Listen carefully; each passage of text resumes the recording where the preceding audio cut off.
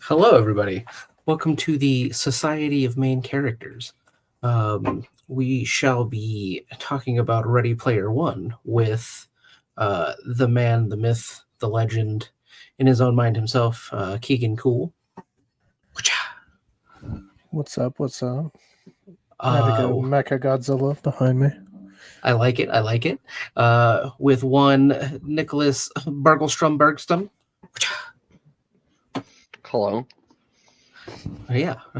Um, and then one Brendan, player two, Brenda Reno. What's up, guys? What's up? So, Nolan, I know we usually start off with the easiest of all questions. What was the reasoning of picking this book for the book club? Like, what made you want us to read it and discuss it with you? Ooh, okay. So this is one of those because I have this discussion with a lot of my friends here in real life that have never been on this podcast. But basically, the reasoning behind it is I wanted to get everybody's take because we do live in this world, right? Um, that we've been in these days, especially. So it's an interesting take because of where we are right now, like where we're at in the world. Especially when we're in this such a technology heavy age. But also on top of that, it is one of the ones that a lot of the times books don't translate very well to movies. And it's one of those ones that I'm always curious to get people's take on, like whether they like the book better or the movie better. But specifically this one, because I think both are actually quite good for their respective medias, which usually doesn't happen, right? Usually the book is good and the movie is awful, or there's some small adaptation or whatever that makes the movie great, but it just changes a lot of stuff from the book, and that's why it's better, is because they did the changes. And this one I feel like they did both literally can stand on their own, in their own right for both, if that makes any sense. And it's just nice to see and get some take on that, especially if it's better in this case, since they're both really good. So, yeah. Nolan, it looks like you summoned somebody else. I did not summon him. He seemed to self-summon himself out of nowhere. He kind of did. I don't know if Nolan had told you, but I actually know Ernie. Long story short, we went to the same comic book store in Austin, and I met him right as the book was coming out. But we hit it off because I was chatting with him about Fanboys, the movie. And it was right before he hit big. So the only reason he might remember me now is because my last name being actually Mutter. A close buddy of his was doing a book on the Mutter Museum up in Boston. So he was all excited about that. That was way back in 2008. Yeah, about the summer of 2008. And I've met him a couple times after that, but mostly in passing.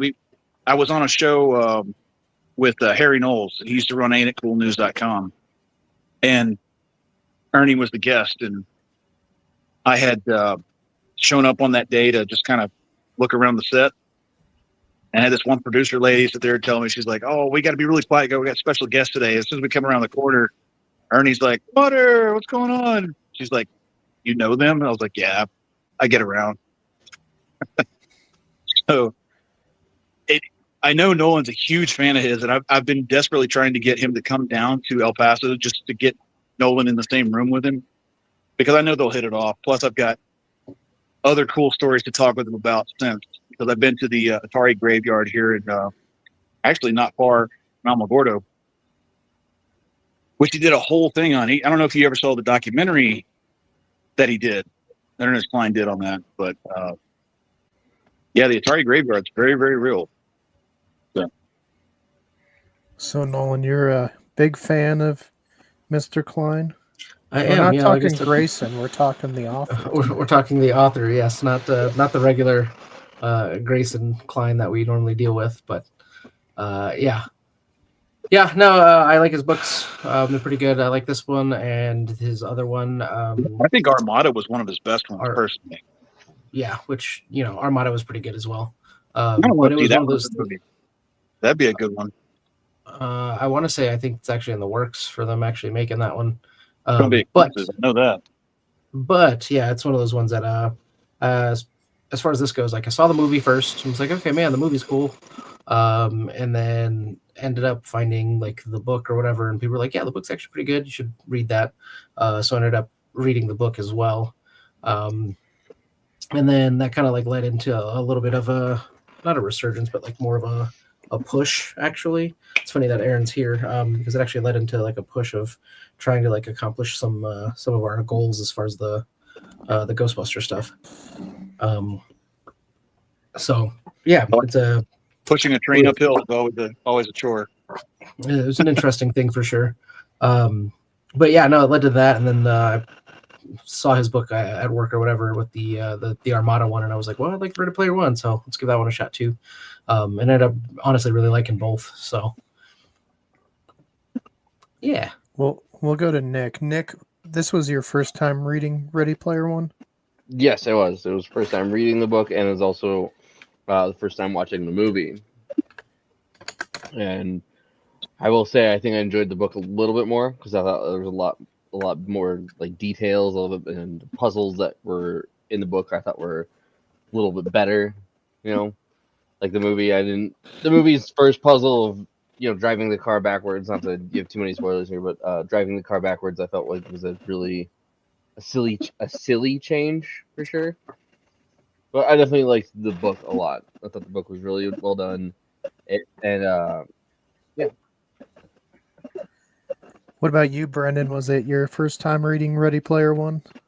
It was. I had seen the movie when it came out with some coworkers, and my coworkers, when I lived up in Montana, was like, "Oh, if you enjoyed this, you should have really go read the book because it has more details and more nostalgia than the movie can be put in it." So, I haven't gotten around to it yet. I wasn't a big reader at that point, and so doing this gave me an extra reason to go do it. Yeah, no, it's been a while. Tiny since bit of I- insight on that, by the way. Hmm. Remember where Nolan said the movie and the book stand on their own? The obvious reason was that, and I asked this question of Ernie, I was like, because at the time, back in 2008, they had already bought the movie rights.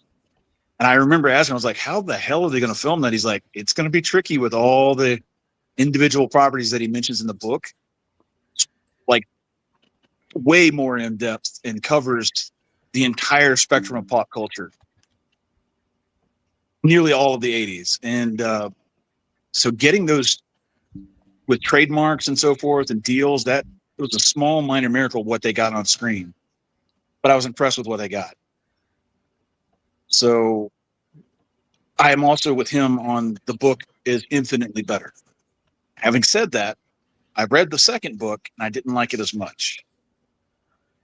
Yeah, And I don't know how much the movie had that influence on me. I really liked the movie, so it's kind of a damn. Should I have watched the movie and then read the book first and then watch the movie, or yeah? No, I don't think you're alone in that feeling. Even I know David's not here unfortunately tonight, but he has read it as well, and he shares the very same sentiment. He said it's not a terrible read, but it's just some of the choices in Ready Player Two. He was like, it's interesting, and again, it kind of feels a little rehashed. And I can give you a little bit off the record stuff at another time when we're all hanging out to fill in some of the blanks of why that happened. Because I was there when he was discussing it. But kind of in confidence, so I'll tell you about it some other time. Just remind me. But I know that the Ready Player 2, though I didn't like the novel, they are talking about doing a sequel to the movie. Mhm. The movie deviated enough to where I'm kind of interested how they're going to do that. It's going to be a complete branch off. I don't know how they're going to pull it off, but I'm interested to see if they could do it.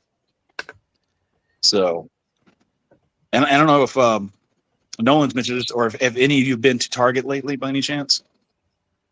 No. They have haptic suits, much like in the movie, which I thought were hilarious when I saw them. I remember I called Nolan right away. I was like, "Hey, man, what the hell is this? Are they opening up the Oasis?" And it just struck me funny when I saw them. I was like, "Holy crap, those are out!" They had the gloves. They had the haptic suit where you get hit, you get blasted. I was like, "Huh?" Yeah, they've been out for a couple years or whatever. They're These not. look mostly affordable. That was the thing that surprised me, is they're trying desperately to get to that point, which I still think is a bad idea. If they can figure out how to plug it in the back of your head, it's going to be worse than drugs by far. Obviously. Yeah, the vests that they have or whatever, I'm not entirely sure how they work. I'm pretty sure it's just sound is what it is. Hey guys, I'm actually in the lobby. Nolan, I'm about to go with Teddy and Mike to go see the Predator Badlands. Nice. So y'all have a good one. I'm going to take off, but hey, thanks for the invite. I got to chime in a little bit, so hopefully it was useful. Yeah. Well, we'll see you around, Aaron. All right, you guys have a good one. See it. So, Nolan, it sounds like I might be the only one that's sort of maybe not as positive with the book. Oh, yes. Yeah. You're probably the only one, to be honest. Like, it's at least that's what it sounded like. To be fair, I enjoyed it when I first read it. I would have given it like a 7, maybe a 7.5. Okay. But upon my reread, yeah, it just didn't hit the same, you know. And I think there was some things for me personally that drug the story a little long, or like made it drag out. Like at points, like the story will stop just to have him mention as many different properties as he can for no reason. Like it doesn't take the story anywhere. The details weren't needed. Like at one point, I know he jumps in the hole and he's like, "This is the song that played," and I'm like, "You didn't need to say that. Like, who cares?" Like, well, for me, that's actually like one of my big kind of gripes actually about the movie is there wasn't there was not enough rush for me. Like it's one of those things like he makes a reference, you know, or actually a lot of it, you know, in the book or whatever is reference based. Even one of the puzzles is, you know, a rush like puzzle, but yeah, there was a disturbing amount of lack of rush for me in the movie, and that's kind of like one of my big gripes about the movie. But I mean, I guess I can kind of agree to like some degree, right? But realistically, it's I think the point that he was like trying to make is like that like Halliday was like so much into all of this stuff, like it's like you had to be into it or you had to have like an extensive knowledge of it too to kind of like even understand or even get anywhere like with his puzzles and things like that. So like it's yeah, like a lot of it is it could be like, oh yeah, nostalgia, whatever kind of like bait, but at the same time like a lot of it was like it was very important in the Oasis, if that makes sense. Like it's not like it was just like a, oh, this song was playing blah blah blah and like, but it had absolutely nothing to do with, you know what I mean, like with anything.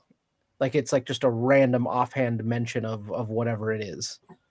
You know what I mean? So like it's just like to be to some degree like everything just kind of had a purpose, which kind of like tied into whatever it is that they were doing to some degree, especially even more so like in the book, right, of like the puzzles or like the gate puzzles, right, where like you had to know movies like word for word, like you had to quote the whole movie, you know what I mean? So it was just like one of those things, like it was just you had to have like an extensive knowledge of some of that stuff.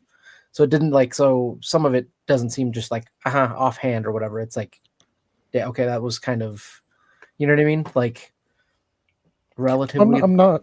Yeah, I wasn't saying like that stuff. Like the gates and all the movies. There's definitely really strong points in it. It's just more like just the level of description sometimes felt like a little much. When he goes and instead of just saying like one or two things, he'll like list off like 20 things. Yeah. And so a good like 2-3 sentences is just like the things he saw, and it's just like that didn't really. I mean, it's cool. I think the story for me hit best towards the end when it was just focused on like the cast of characters. Okay. Yeah, I could see that. I mean, it also depends on like how you like what you're a fan of too. So like for me, Keegan, I think a lot of it is like, and the reason why I like really enjoyed the book and liked it is like I am such a heavily like reference based individual. So for me, like it is one of those things. It's like, oh hey, I know that song. Oh hey, I know that game. Oh hey, I know that character. I know, you know what I mean? Like so for me, it's heavily reference based for a lot of the stuff that I like. And like so much so, like even like I said, my favorite show is Community, and it's one of those ones that like Dan Harmon is a huge reference based writer for a lot of his stuff. So like a lot of the jokes and a lot of the like the things that make me laugh or go haha or whatever are like sometimes honestly deep cuts, but it's still references to whatever it is, and it's like it's funnier to me because it's like, oh, I got that reference, but the rest of the room didn't. You know what I mean? So, and I feel like a lot of Ready Player One was kind of that to some degree or whatever. It's like, because I guarantee you, like some people that have never played Pac-Man or whatever don't really understand or know, you know, like some of the references like in the game or, honestly, and then even more so than that, I think some of the experiences like in the book, I don't think some people have had those experiences as well. Like I know it's heavily nostalgia based or whatever, based on like probably Ernest's life, really, but at the same time, it's like the ones that do know and had some of the same experiences, like it just hits a certain little like chord with you, because I feel like a lot of those things that happened were like core memories, you know, for like a lot of us. Yeah, no, I like the Pac-Man challenge, and I like what it gave him at the end. Right. And it's not in the movie. It's kind of odd. The awards in the movie, but the Pac-Man challenge itself The isn't. Pac-Man, I was like, just, the challenge itself was not, but that was like, the extra life, the coin was right. So, but yeah, it's definitely interesting. I thought it was an interesting combination, at least when when I read it or whatever, whatnot. So, and I definitely can see where like, because some people don't like that, like right, some people don't like reference based stuff as much as other people or whatever it is, and I can definitely respect that. But for me, like I think that's why I like it so much is because I'm a huge reference based individual, and this book is a lot of references. Absolutely, the book's basically reference utopia. Yeah. No, Nick's not wrong. Like that's exactly it. And I was like, that's probably exactly why I enjoyed that book so much, was because it was exactly that. It was just reference utopia, like all over the place. All right, so Nolan, you said you kind of relate here and there. Can you relate to Wade as far as, do you have a secret hideout somewhere that we need to know about? No, I wish. But the problem even if he did, do you think he would tell you? The whole point is it's a secret. Well, see, that's the problem, Berg, is exactly that. It wouldn't be a secret because I would tell him. Like, for me, it doesn't work that way. It's like, oh yeah, would I have a secret hideout? Yeah, my secret hideout is my van down by the river. Yeah, it's like, would you have a secret hideout? Hell yes. Would it be a secret? Probably not. Like, hey, my secret hideout is Nick's old cubicle. I just hide there. No one even knows where I'm at. They can't find you even though you're 2 feet away from your desk. Hey, sometimes the best hiding spots is plain sight, just 2 feet to the left. That's so funny. It is. But yeah, I would love to have a secret hideout like that. What about you, Nick? You planning any secret hideouts here soon? Not that I can share at this time. That's definitely a yes. Brennan, did you think that was a yes right there? No, definitely was a yes. All right. As long as we got it. So, Nick, what would have been your favorite part of going to the school in the Oasis? I think it was. I thought it was kind of cool that they turned off like physical violence in the schools. So like all you had to do was basically just kind of rap battle with everybody on a daily basis to insult them. I thought that was kind of cool. And then just like the teleportation services to other planets. Those have been my favorite parts of the school. Leaving and not fighting.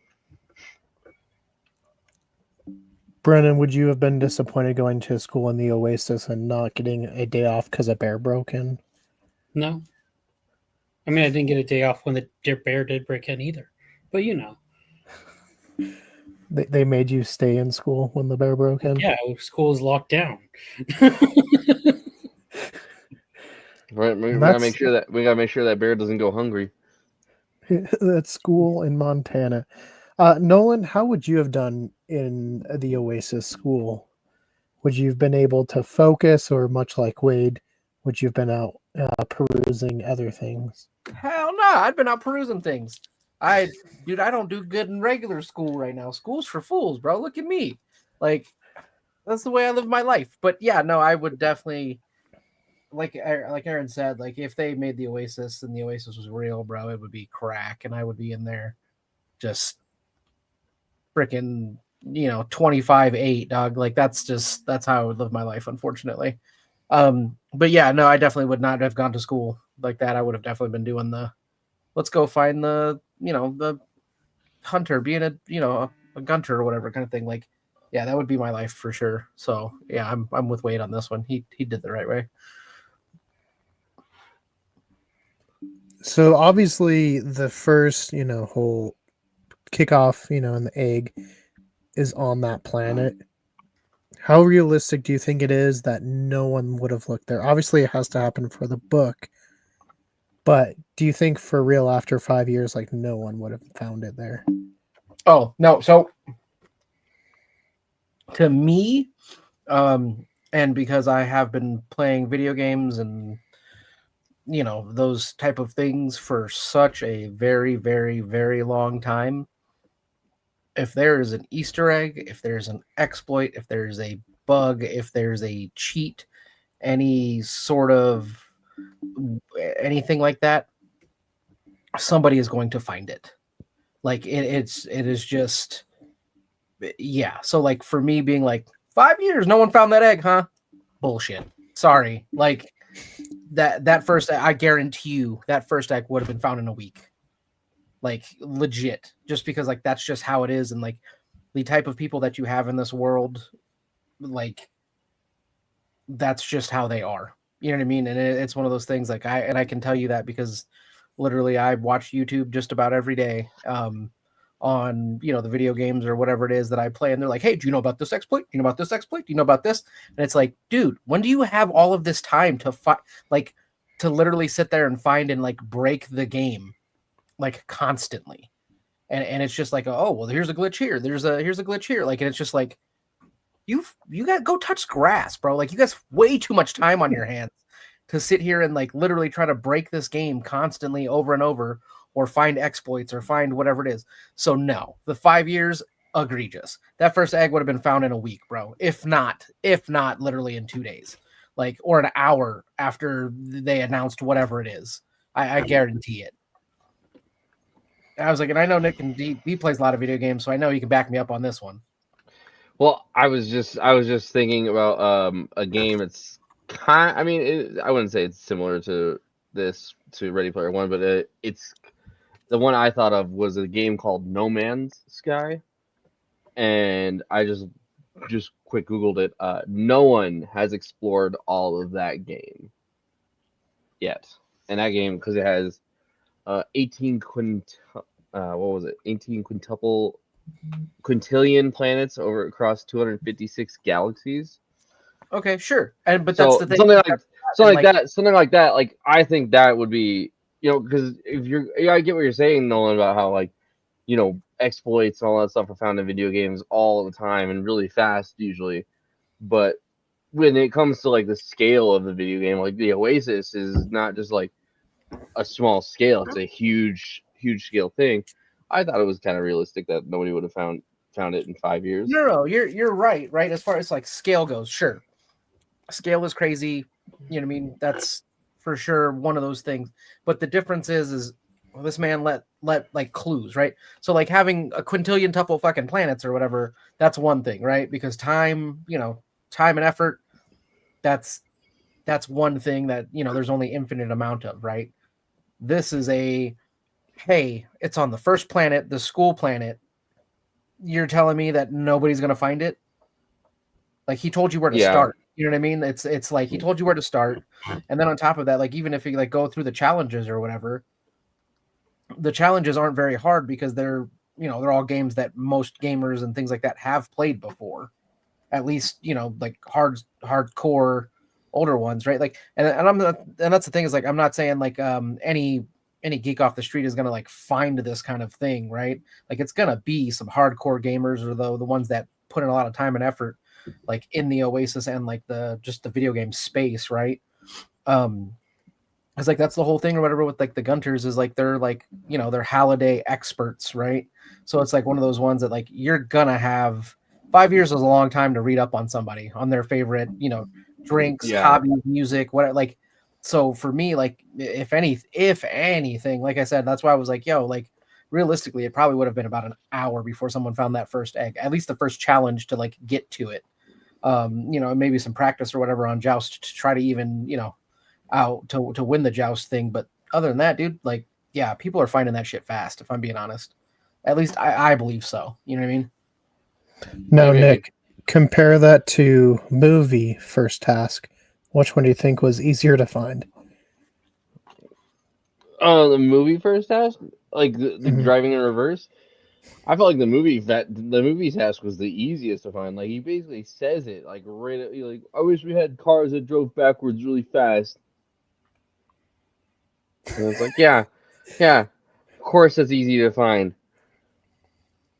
And that's well, not even that hard of a challenge either. well, and that's so, and that's what I was gonna say. Keegan, again, somebody would have found that in the first 2 minutes. You want to know why?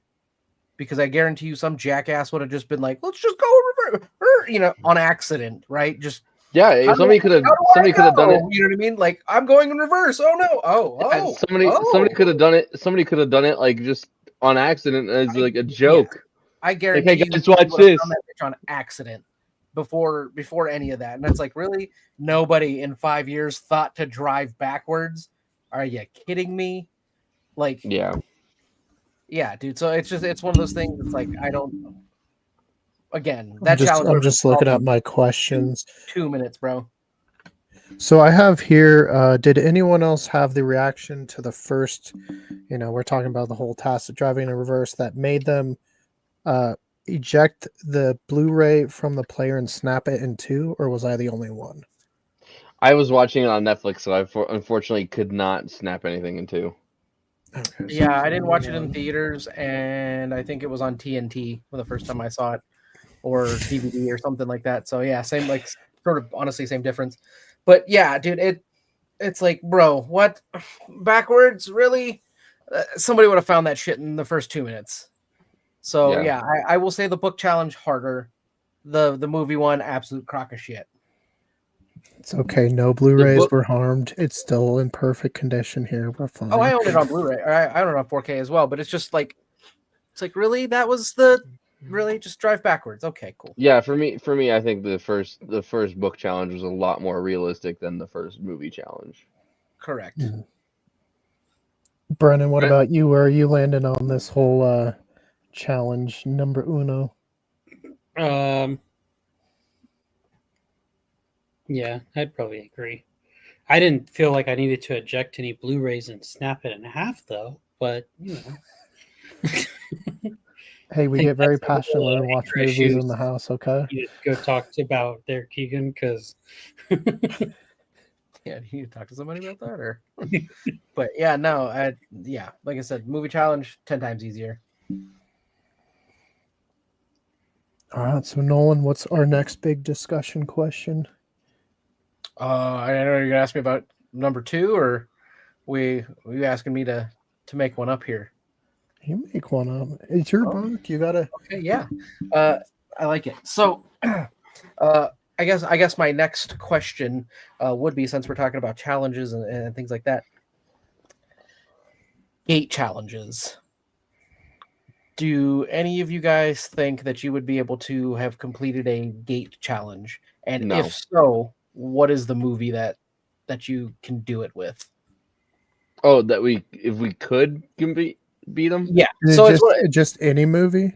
right. So they basically, it's one of those things. Like, first question is, do you think you would be able to complete a gate challenge? Right. Which is being able to quote a movie all the way through with, I think, like 3 mess ups or 3 restarts or something like that. I think it was somewhere in there. So like three misquotes of a movie, of an entire movie. And An then entire 2, movie. and 2, if you can, what is that movie?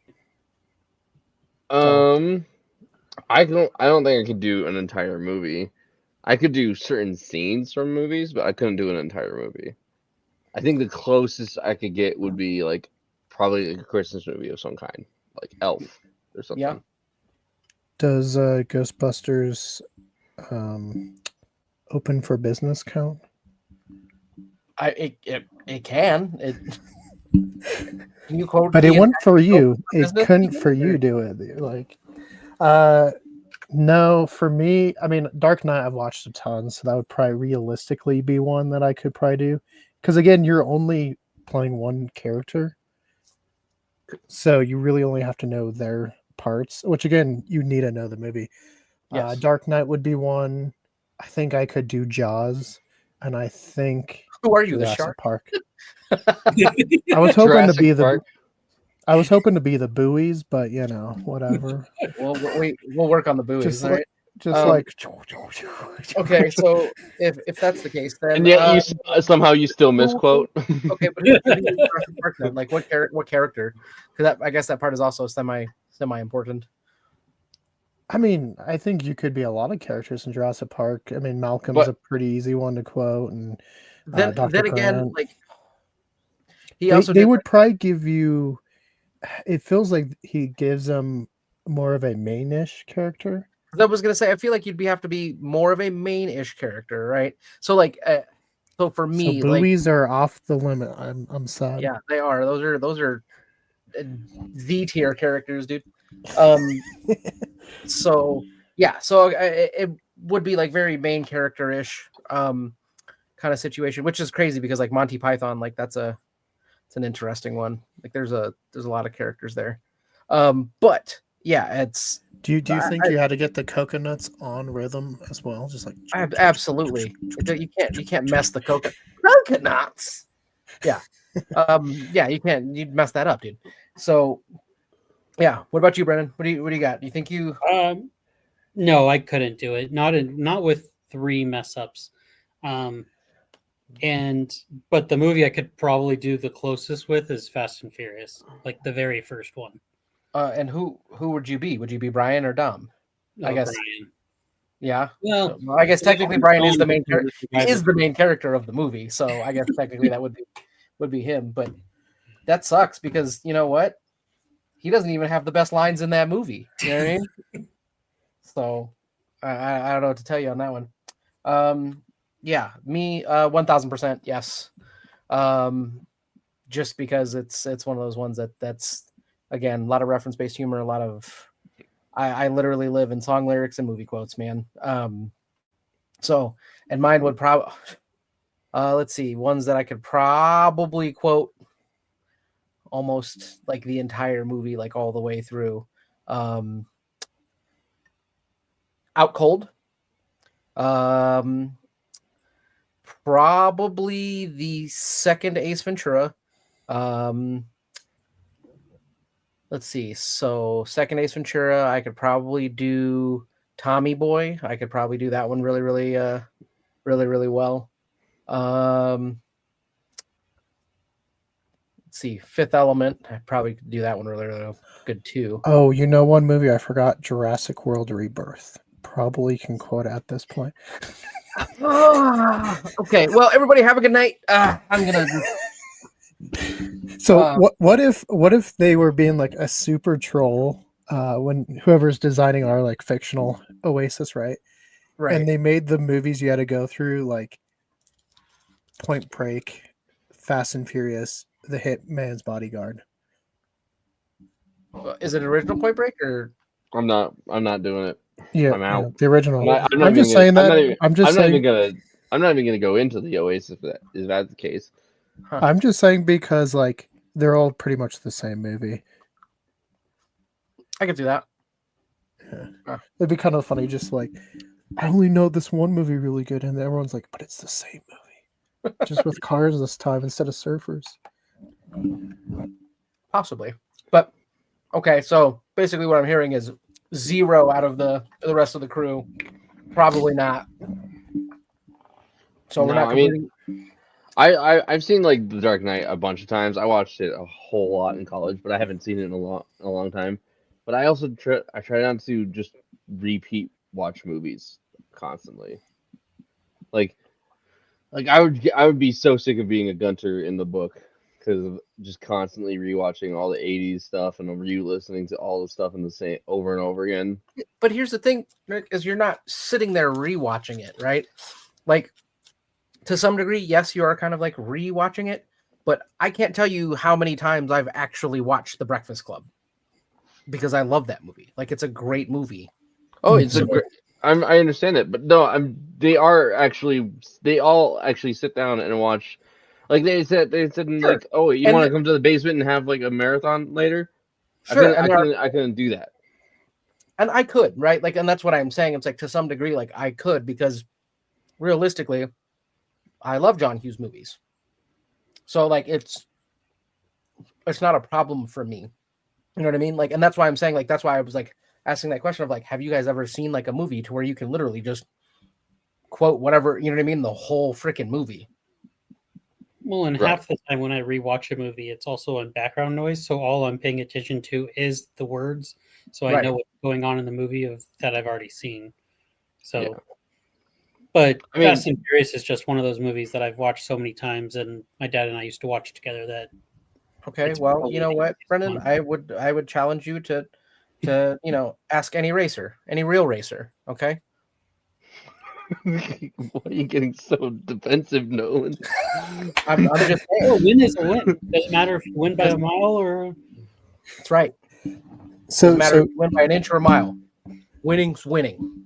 Nolan, I will say, Speak- Nolan. I have seen Tommy Boy a ton of times in my life, and that could be a movie I could probably do as well. As a matter of fact, I got my mom once when we were traveling. I got my mom once with the housekeeping joke. Oh, I thought My you dad- hit her with a 2x4. No. Not No, so my much here or He's not here. admitting that but on. right here. He's not admitting that on this. Ooh, prehistoric. I don't have to admit it to anything because it didn't happen. Yeah. So Nolan, being Tommy- a big fan of Hughes, have you read Ready Player 2 or not yet?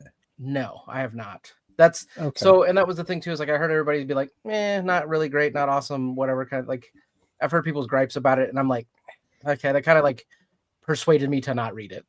But I know from things I have heard, it sounds like Hughes is very much a part of book 2, like a Okay. lot of his work and stuff.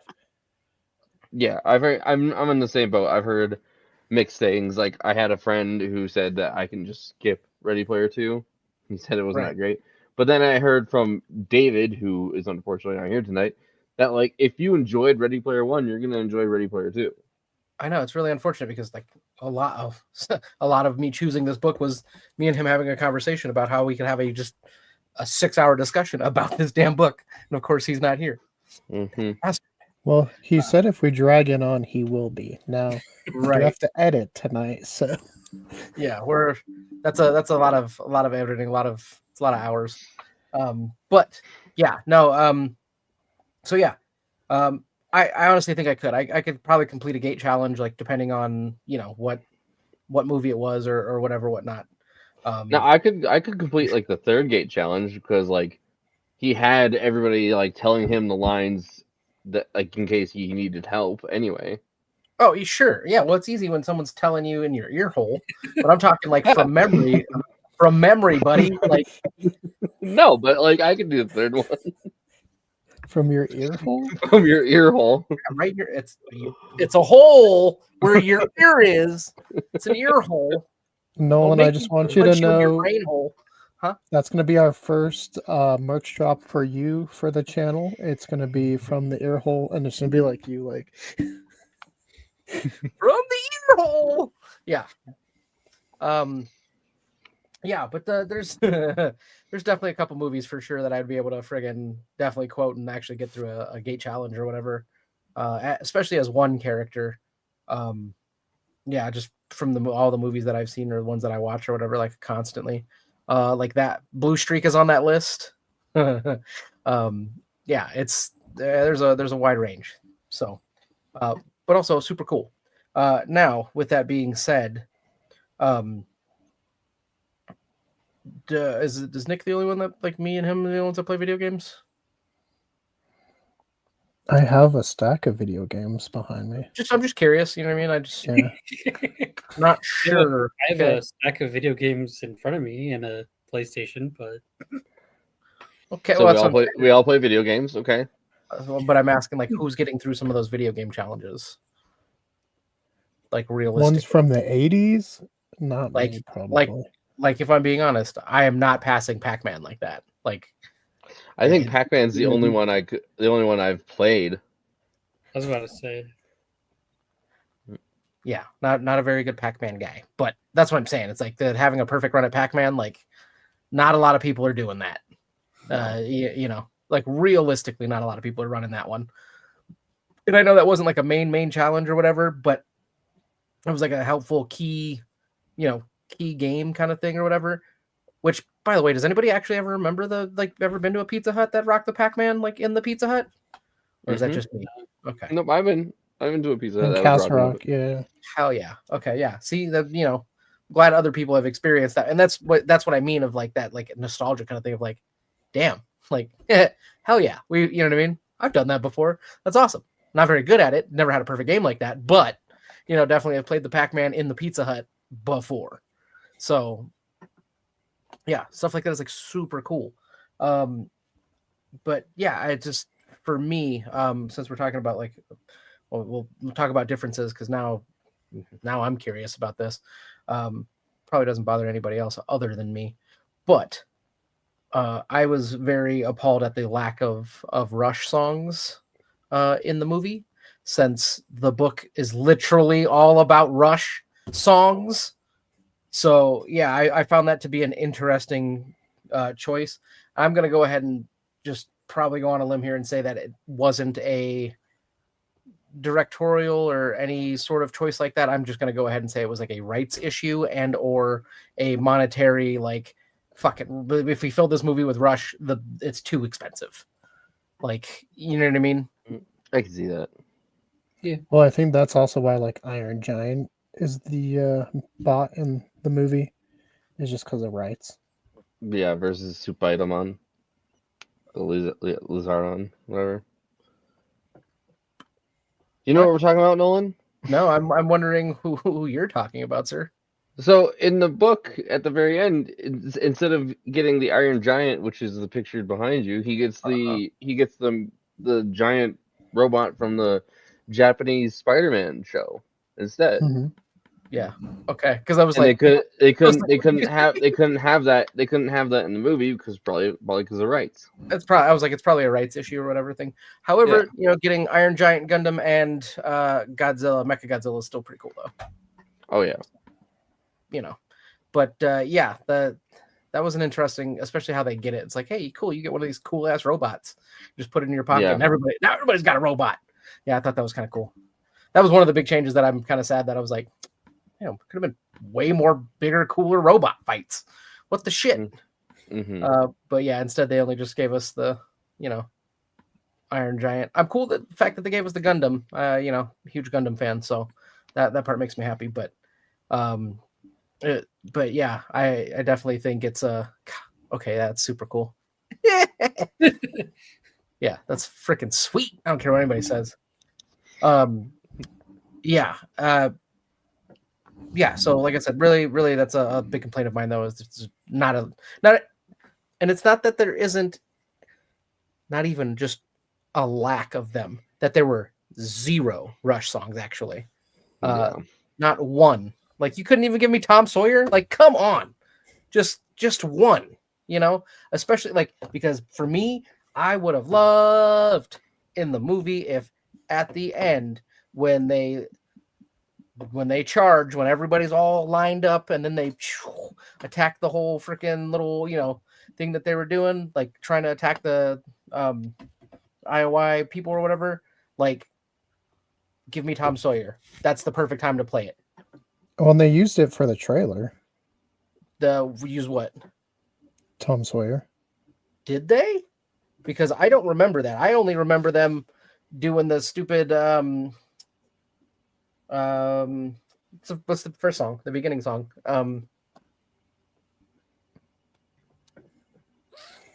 I would show you, but we would definitely get copyright if I started to play the trailer on here. Probably. Why can't I think of the song? That's the one that everybody associates with the movie now.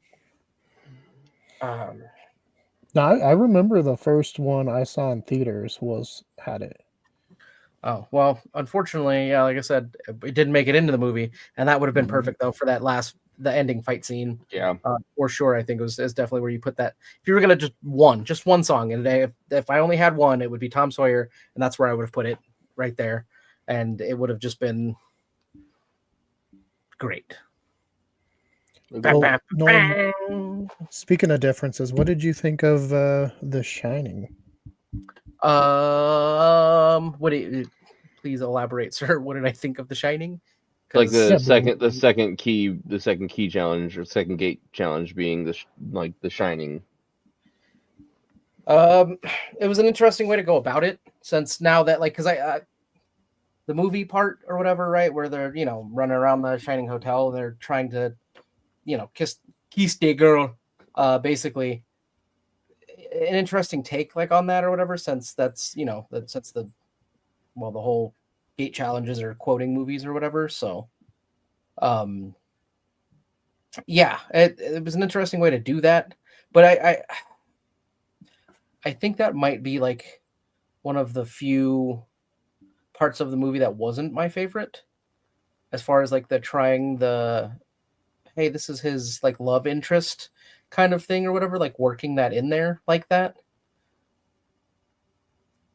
So not the biggest fan of that usage or whatever, but sometimes that's just how it goes.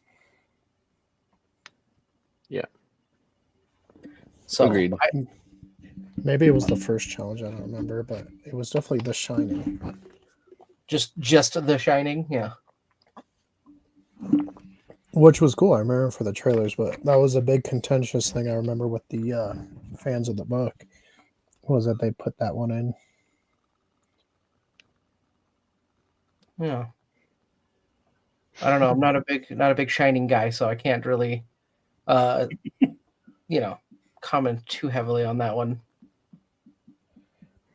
Okay, so what about the I saw it once. reveals of who everyone was in the real world? Book versus movie, which one do you think did it better? I think for me, I liked the book better. But at the same time, it was one of those things that that's actually one of the big, huge key differences between the book and the movie.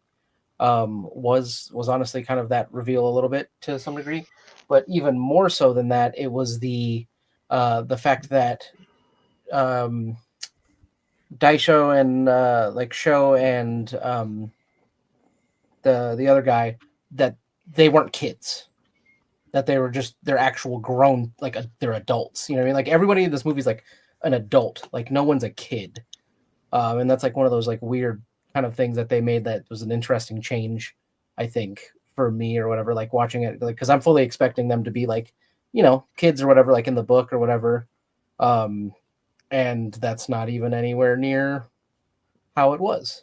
And I was like, these are just two Japanese dudes. Like that's literally just it. Like just the two grown Japanese dudes. So that's an interesting big change or whatever. But realistically, yeah, I think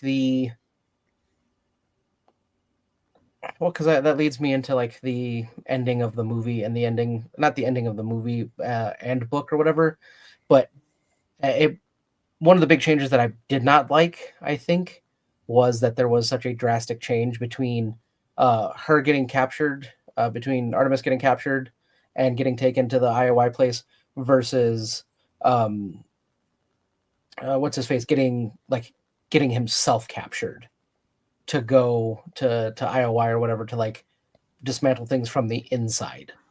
Mhm. So I think that's a big change and a big difference or whatever that I think is very important. A very important difference between the book and the movie. And I think it really does change the whole. It changes really realistically the whole ending of like how things go and how things work by changing that.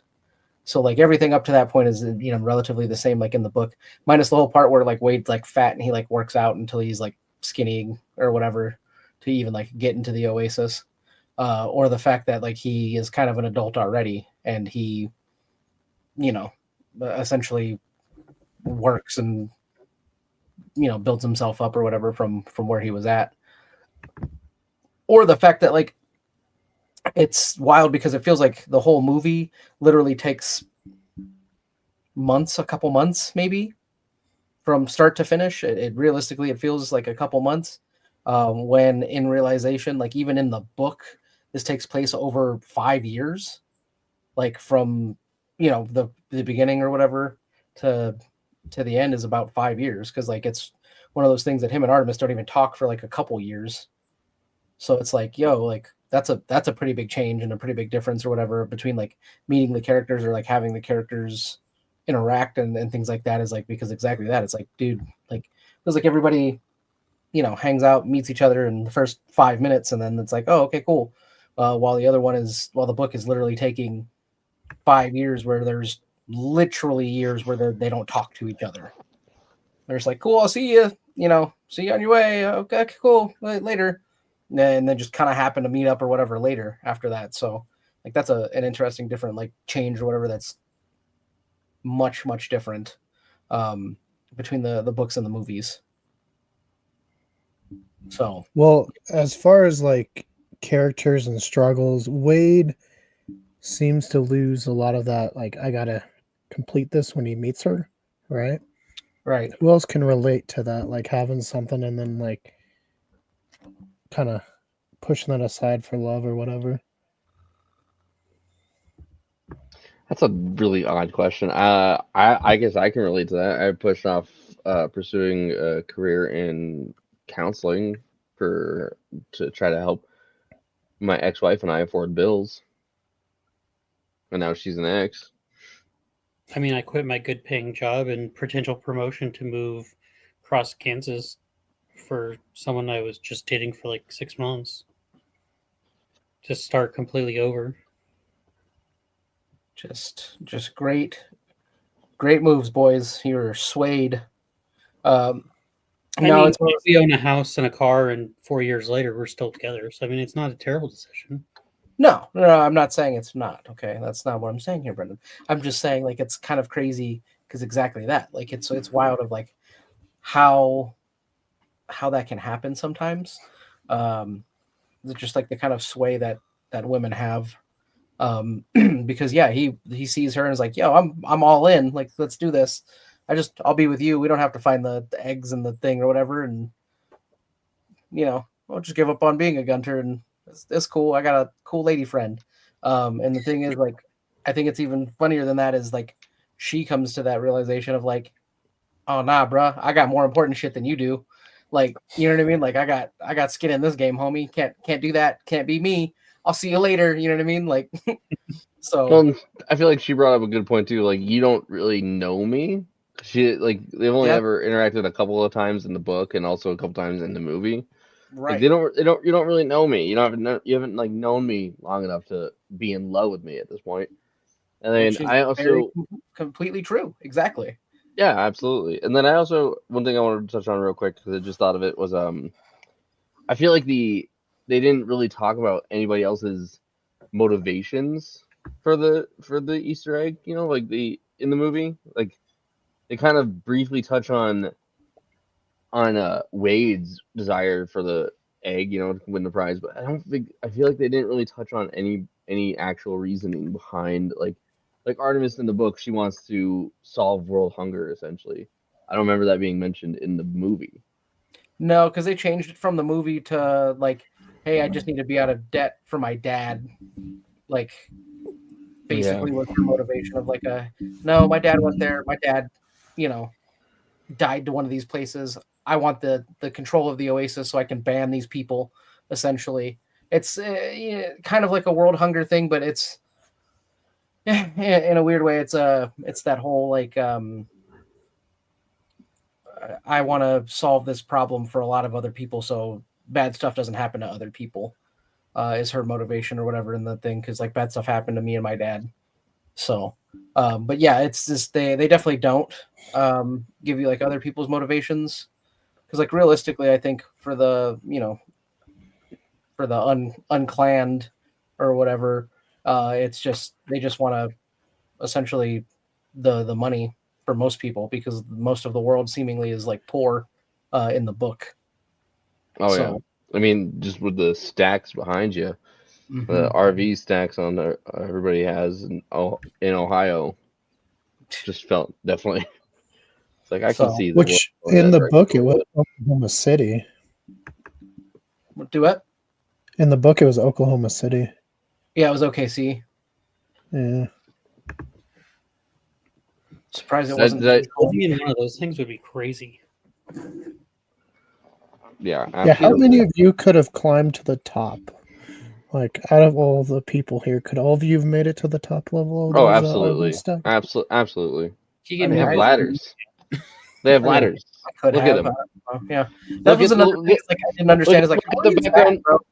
Look at Brendan's background. They have ladders. They have stairs. Yeah, of course you can get to the top of those.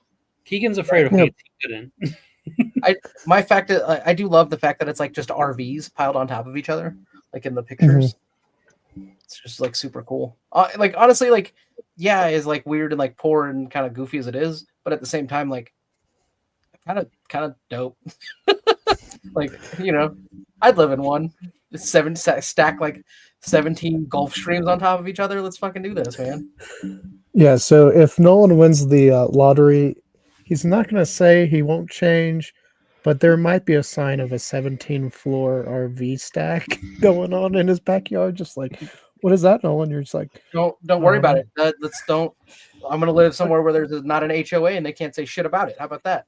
Yeah. just just bought it off eBay. It's all good. Like Yeah. nothing wrong. What do you mean? Yeah. So yeah, but that's the stacks are kind of cool. I mean, I won't lie. I also kind of thought they were kind of cool, especially on the book cover. Just like looking at that and being like, that'd be kind of interesting to see. It's an interesting place to live for sure. With all these like RVs just stacked on top of each other. You know what? It kind of makes me think of it's that movie called Downsizing. It's like similar to that or whatever, where it's just like shrink you and then like put you in little containers or whatever. But yeah, I think one of the biggest differences between the book and the movie for me that I thought was absolutely crazy that I was not prepared for was the fact that like IOI just straight up murked old boy. Like they friggin' they're like Yeah, Daito. yeah, that they just killed Cho, like that they Yeah, just Daito, straight yeah. up killed him. And I was like, what? Like I'm reading this and I was like, huh? No way, what? Like this Yeah, he's just in the Oasis one day, I was like, and yeah, then they he straight literally up pull him out of his haptic suit and toss him out of like the straight up 17th pulled the story. kid out of his chair and threw him off a building. Like, Yeah. damn. Yeah. I was like, oh, that's not family friendly. Like that's a big difference between the book and the movie right there was exactly that. at Iowa. I was out here actually killing people, not just like attempting to blow them up or whatever. Bring Nick home. Thank you, Mr. J. So, but Yeah. I will say one of the few things that like was a weird, not a weird difference, but a difference that I thought was rather interesting was how he described Artemis in the book. So I have a vast lexicon at my disposal, but I did not know what the hell Rubenesque meant. So I definitely had to Google that one. And I am not fully opposed to a lady that's built that way. Is all I'm going to say. No, I don't have that word in my lexicon. Let me. We're doing some fact check and hold on. We'll be back. Basically, it just means she thick, Nick. Oh yeah. That is not how they were in the movie. She is a curvy lady. Yeah. Yeah, but no, I didn't know what that word meant. So I was like, what the hell does this mean? Hold on, I gotta Google this. I gotta look it up. And then ever since I Googled and looked it up, and I was like, okay, Wade liked the curvy ones. Okay, got it. I mean, to be fair, he's also a bigger guy in the. Well, at the beginning. Yeah, I mean, at the beginning. He loses some no, weight, but still, and he shaves his head. But Rubenesque is not big. They're just they're curvy type. She dummy thick. Curvy, yes, curvy in the regard of not how most girls use it. It's the actual term, like kind of thick with two C's. You know what I'm saying? Dummy thick, but thick with two C's. No, but I thought that was kind of crazy. I was like, what a difference. Let's see here. What other things do I want to know about your guys' experience here? What other things do I want to know about your experience? It's kind of what it is. It's like it's definitely a different experience for sure. Here I'll ask the question. I'll out myself here. That is Nolan, our friend. He is the one who picked the book. I'll ask the question. Anyone here else watch anime? Because when I was reading the book, I was kind of thinking of Sword Art Online. Yes, I could see how this has an SAO feel to it for sure. If anything, I would say that I think they came out about the same time, maybe. I don't know. Now I gotta Google it, Nick. You got me wondering when SAO came out. SAO came out in I think the manga came out around the same time, but like the anime itself came out around like 2012, 2013. Sword Art Online. Let's see here. Maybe 2014, maybe. Written by whatever the series takes place in the 2020s, and 2012 is when it got adapted. Yeah. So the books came out in 2009. When did Ready Player One come out? 2011. Okay, so I'm guessing it might have been a little, you know what I mean? Yeah, a little bit connected. So That's what I thought of. Yeah, no, I mean, it definitely makes sense or whatever, right? VR world or whatever has you locked in, and then you go about it and just it's a full motion kind of thing or whatever. Interesting. Thank you. Spotty reception there. But yeah, definitely a Sword Art Online feel for sure. Absolutely, that's what I thought of. I was like, I can absolutely see this be like I can see like just laying on a bed, putting the visor on, and then going to the virtual world. Yeah, I would absolutely love that. Actually, that would be great. So, how far away do you think we are from something like the Oasis? Well, we already have VR, and VR keeps getting better and better. Yeah, because I've had a VR headset for the past 5-6 years now, and it's one of those things that like they keep getting better and better. Especially now that who was it? Steam or was it Valve? I think it was Valve. I mean, there's still controllers or whatever, but they put sensors on them that allowed you to do singular fingers. So it's one of those things that you could literally, do whatever like finger holds you wanted to, like on like grabbing on stuff or whatever, or gripping on things. So you could throw up gang signs or whatever you wanted to do in the VR world, which makes it a little bit closer versus just the most of the time it's like finger guns. Like you just run around and like that's about the grip. It's either just open and close. But yeah, like doing individual fingers is super cool or whatever. You can do things like that. Like Aaron said, the Woozer vests, I think, or whatever, are kind of like haptic vests. I think it's just sound though, is what it is.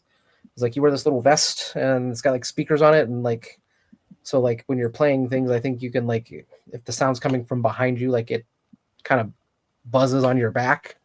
I So say you're I would say like I would give the timeline like of something like the Oasis taking like 5 to 10 years, maybe less. I would give actual Oasis where you have Like movie Oasis, where like you have to put the Yeah. headset on and all that. I would say a movie Oasis, probably about 15 to 20 years. Like realistically, before we can actually like transport ourselves into something like that, where it's like a full body experience kind of thing, I'd probably say about 15 to 20 years. Because, I mean, it's one of those things that if you guys don't remember 1985 or 87, I guess, technically, a little movie called Back to the Future 2 predicted that in 2015 we would have flying cars and hoverboards, which I'm really upset about because 2015 came. The Cubs We did not didn't win the have World those. Series. They got real close. Yeah, But- it's kind of funny to think about the fact that all of the Back to the Future movies are now behind us. They are, right? It's crazy. But we still don't have flying cars, at least like that. And I don't have my frickin' hoverboard. So I'm slightly upset about it. You know what I mean? And that was about 30 years from that movie to, 2015. So I'm going to go ahead and imagine, like I said, for realistically, somewhere in the span of probably about 15 to 20 years. So 2045, 2050, possibly. And I will probably be the age of James Halliday by then, so maybe I will just make the Oasis myself. And it'll cost everybody in a quarter. Yeah. But yeah, like I said, realistically, I think about 15 to 20 years with the way technology is going. Because it's going very quick. It's going very fast. AI is very weird, very wonky, very scary. But it would actually be very, very helpful and very, very useful for creating a lot of things like that. So, yeah, except the problem is like, I don't know, you've played online games before, I'm sure. The online game space is a toxic place. So, Yep. It's very toxic. so I don't know if we want to be in the Oasis, if I'm being quite honest. Could be fun though. I don't know. Now, the question I have for you, Nolan, if Si, you were senor. if you were to go into the Oasis right now, what would you pick for your avatar? Out of any character that you've played as in any video game, which character would you pick as your avatar? Well, realistically, I like custom me things, right? So I don't really want to be anything that anybody else would be first and foremost. But I guess if I had to choose out of like all of the things,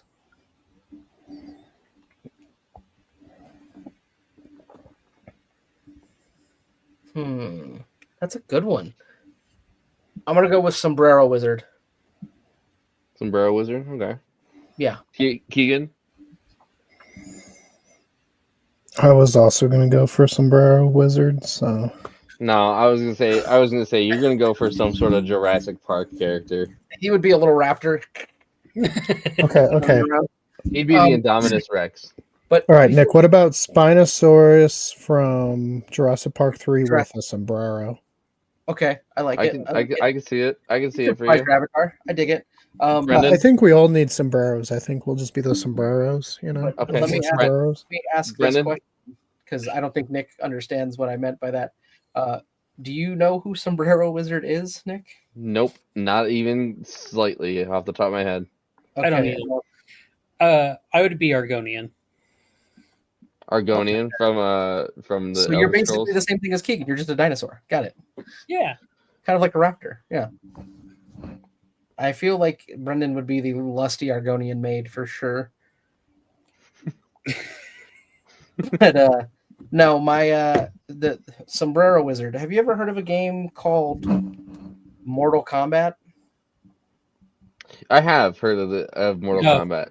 Have you I've never ever heard of heard it. of a character from the game of Mortal Kombat called Raiden? I have, yes. Now I Okay, know who yeah. you're talking about. That's Sombrero Wizard.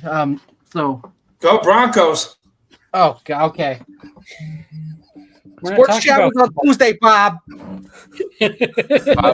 Bob just popping in randomly. We didn't ask him here. I would. I mean, Oh, there he ask him, comes back. Bobby, what person would you be in the Oasis if Oh, you could God. choose any character? Oh God. Probably a tough guy. Probably Would you be Hulk Hogan? one to tell yeah. You'd be a Hulk Hogan, all right? Yeah. With a sombrero. Hulk Hogan wearing a sombrero. Yep. Okay, we got Bobby's pick though. Hulk Hogan wearing a sombrero. Yeah. Nick, who are you gonna be? I would probably pick Spider-Man from Insomniac's couple of games here, But with what? but with a sombrero. Obviously, I'm gonna be Okay. joining my sombrero bros. Obviously. We're the sombrero bros. Sombrero Bros. And Kitty Cat Clan. Kitty Cat Club and sombrero bros. Yep. Bobby, have you seen Ready Player One? No. I'd like to. I haven't seen her yet. It's on Netflix, Nolan- Bob. Okay.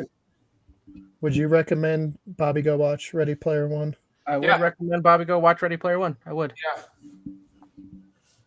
All right. Well, Bobby, thank you for joining us and saying "Go Broncos." We appreciate it. Sure. Well, we'll see you Tuesday. Hi, buddy. See you on Bye. Tuesday, Bob. But yeah, I would probably go with something like that. But most likely, realistically, I'd probably end up going with a custom avatar or something because I like a lot of custom stuff. And I do like too. so I'd probably be a little bit more me, Nick, than I would any other character. Especially if I get to choose, some cool avatar or something that I get to customize and create myself. Realistically, he would probably be like 7 feet tall, though. Like it would just not be like me at all. It's okay, Short King. It's okay. Yeah, like I said, the avatar probably be about 6'7". You know what I mean? No big deal. Yeah, but yeah, something like that or whatever would probably end up going with. But yeah, if I had to choose a character, I don't know, I'd probably be something like that. I get you. I would probably be me, but with hair.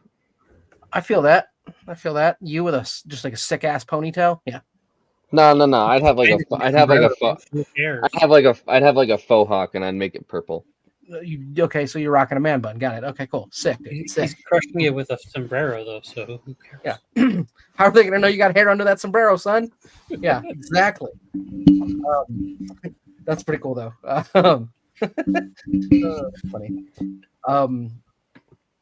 Okay, so I guess hard questions now. Which one do you guys prefer? Do you guys prefer the book story or the movie, Book. and why? I like the book. I like the book because I think it has a lot more detail, and it like the events, like you mentioned earlier, Daito being just literally ripped out of the Oasis while he was in there, and then being chucked out of the building. Stuff like that you can't they didn't depict at all in the movie, and I thought some of that stuff had a lot more impact to the story versus the movie. So I like the book better. Okay. So I think they're pretty similar as far as quality. I might have to go with the book just because it does feel like it has a little bit more what's it called?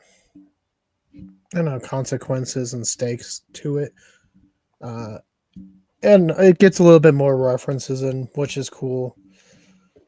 But at the same time, it's not like a huge difference, but I probably would slide with the book just a little.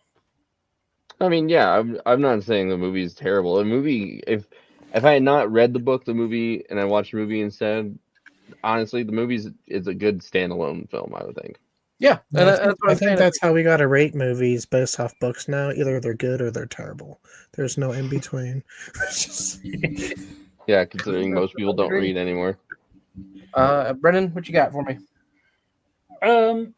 Yeah, I think I agree, and I think one of the reasons I enjoyed the book a little bit more is I also listened to part of it as I was reading or something, and I think I kind of agree with you that it kind of needed more of the actual music and stuff that we were played in. And while I was listening to it, the person that was reading it for the audible would actually stop and like play a little bit of music, like the actual song and stuff. And I think that's one of the reasons I enjoyed it a lot more. Yeah, it gives you an actual tie to the, you know what I mean? Like it's one thing to be like, oh yeah, like hey, this is it's playing Tom Sawyer by Rush, and it's Right. like, Or they okay, actually cool, played I don't like know that song, and then or you they actually played like a little bit of the scene of whatever movie he was having to go through. Like they might like do the other characters words or something as he was trying to um quote him. So I did enjoy the book a little bit. I'm gonna rewatch the movie. um we were supposed to rewatch it before tonight, but tonight kind of crept up on me, so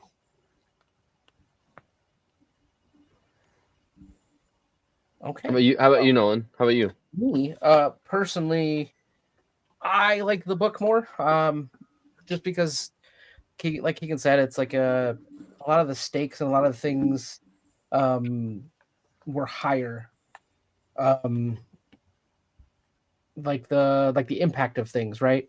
Like, because to some degree, like the movie does feel, um, in comparison, it feels like not kiddish, but like realistically, it's like I never once felt that Wade or anybody was going to die. You know what I mean? Like it's something like that, right? Like I know they try to build it up, like when she's in the thing or whatever, and they're trying to find her at IOI and trying to like get her out of there or whatever. Like sure, but it never feels like honestly that she was like in trouble, if that makes any sense. Now in the book, you know what I mean? They're taking people out of their freaking rigs, dude, and fucking throwing them off buildings. Like that's a big difference. Because it is one of those ones. It's like oh shit, somebody actually has died, and these guys aren't good because they're legitly killing people. You know what I mean? Like they already killed somebody that was like in the crew or whatever. So like it's a little heavier, a little more impactful. So I think I definitely liked the book because of that. But it was one of those ones that I also like the book, I think, more because of what Keegan said earlier is just so many more references, so many more things. So I know it's like it's one of those things where it's like you guys didn't put enough references in the movie. They did. They had a bunch of good ones, a lot of stuff, but I feel like it was also one of those ones that those were a lot more recent, like recent references and characters and things like that than those ones, right? Because like those are making references in the book from early 70s or 70s 80s, right? Like Star Wars time frame and like on. And realistically, like the Ready Player One stuff had a lot of stuff that was honestly more recent. And I feel like they were just trying to bridge the gap and connect a lot more people like that way, like to that. So I think that was kind of like one of the little big differences that I'm not a big fan of. 'Cause I honestly think that the movie is great by itself, like watching it. Because that's how I saw it, right? I watched it first and I was like, damn, this movie's awesome. I like this. I enjoyed this. And then I went and read the book and I was like, damn, the book actually was better like this time, for sure. But I don't hate the movie because of it, if that makes sense. No, It's yeah. because a lot of the time, like that's what happens, right? Like you go and you read the book and then you watch the movie and you're like, shit sucks. Like the movie's awful compared to the book, right? Keegan, in that aspect, Keegan's ruined one of my favorite movies for me. Jurassic Park. After reading the novel Jurassic Park, I thought thank you, Exotic Bard. Quixotic Bard. Exotic Bard, thank you.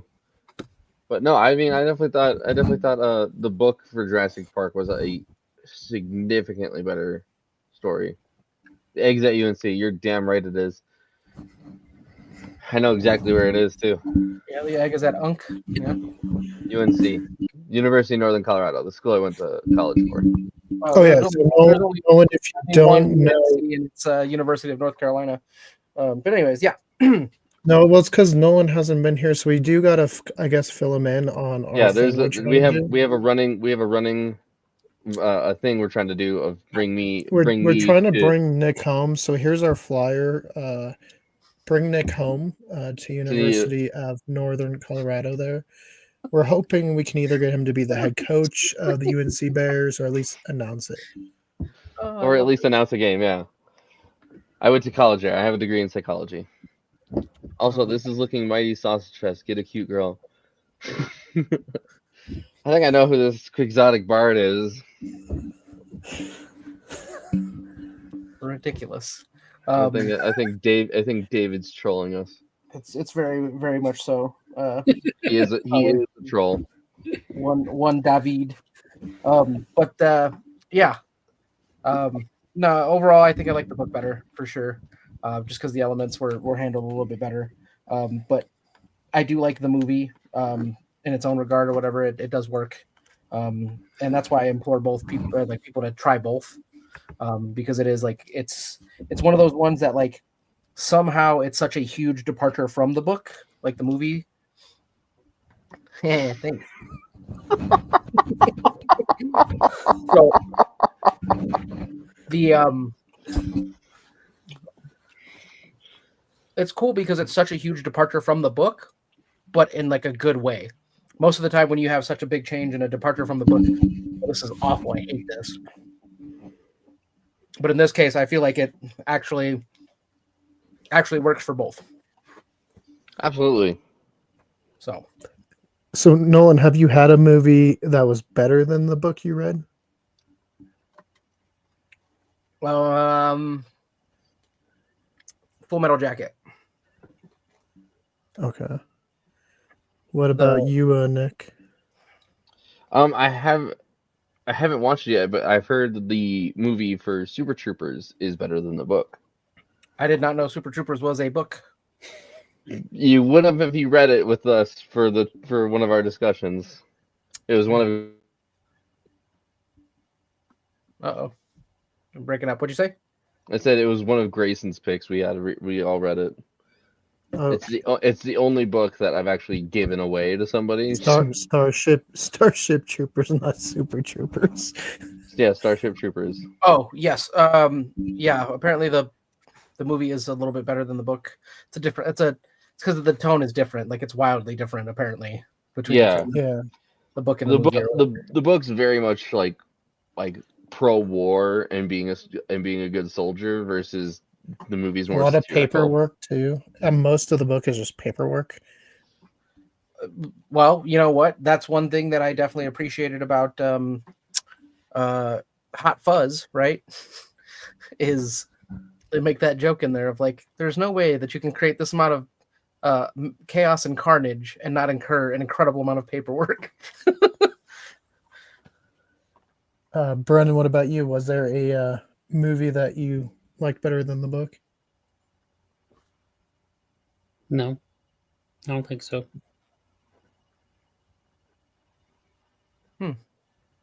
So Cool. for me, I think I've said it enough here. Second Would one. be Jaws. Jaws, the book, is not as good as the movie. Right. I feel like No Country for Old Men's probably another one as well. Wicked isn't. I think Wicked better than. Oh The yeah, movie- Wicked is definitely the movie is better, but it is more based off of the stage. There's a lot of crazy things that happen in the book that aren't even mentioned in the movie. Bless you. Thank you. For the better. I heard it is better of a movie than the book. I heard the book is real weird. Like it's got like kid orgy stuff in there, and it's like it's just very weird. Yeah. That I think that was why Wicked got so weird of a book, because I think it tried to emulate some of that. Some other ones. I do know that I like Scott Pilgrim the movie. I have the little graphic novels. I don't know if that counts or not, but I think it's I like the movie. You know what I mean? The graphic novels are cool and they're all right, but I think the movie really like did a really really good job with that. So yeah, so there's a couple here and there or whatever. But you know, overall, it's just most of the time the books have a lot more content in them that you can't either show or that doesn't translate well to a movie or to whatever it is. And unfortunately, it just doesn't work out that way. So we definitely don't get a lot of examples of that, but I think there exists some. And I think both of these stand on their own, if I'm being honest. Of, you know, the book is great, the movie's great too. Um, you know, they're just it's one of those ones. Generally, people don't like it when you go way off book, literally. For a lot of these, and you're like, well, this is crazy, and that that's all changed, and it was awful. And in this case, they did it right. You know, they went way off book for some of the stuff, and it honestly just worked out really really well. And that's very rare. So because that shit don't happen too often.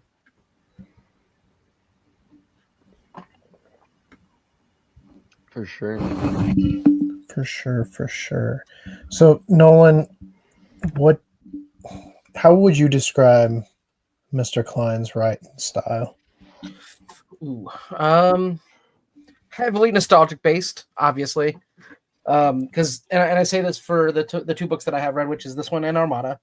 And they're very similar in writing style. So if you've not read Armada, and you liked Ready Player One, you probably won't hate Armada.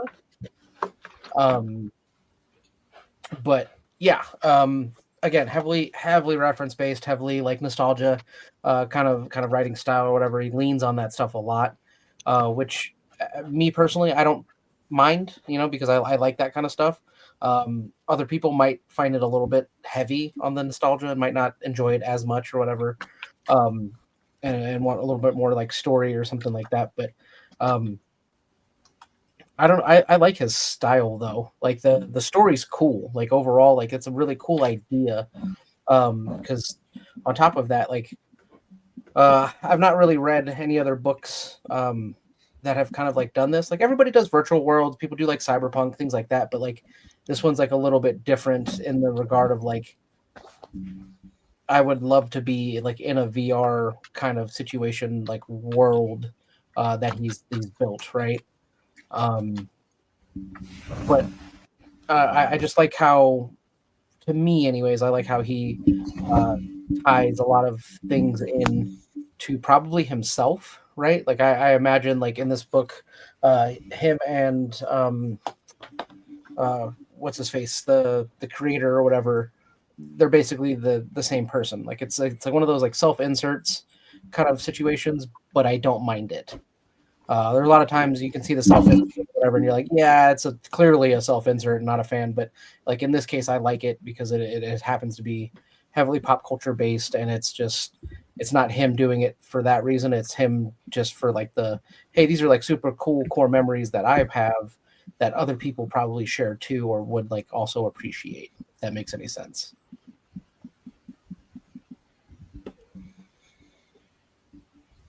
Nick, what would you say about Mr. Cline's writing style? I mean, this is the only book I've ever read of his, so I can't speak that much on his writing style. It's the only example I have, but I would agree with what Nolan said that it is very nostalgia based, and I feel like he is kind of inserting himself as certain characters. You know, like I feel like he is like the James Halliday of the story, but very much nostalgia based. Brendan, what about you? I honestly don't know. I mean, that's fair. It's okay to say you don't know.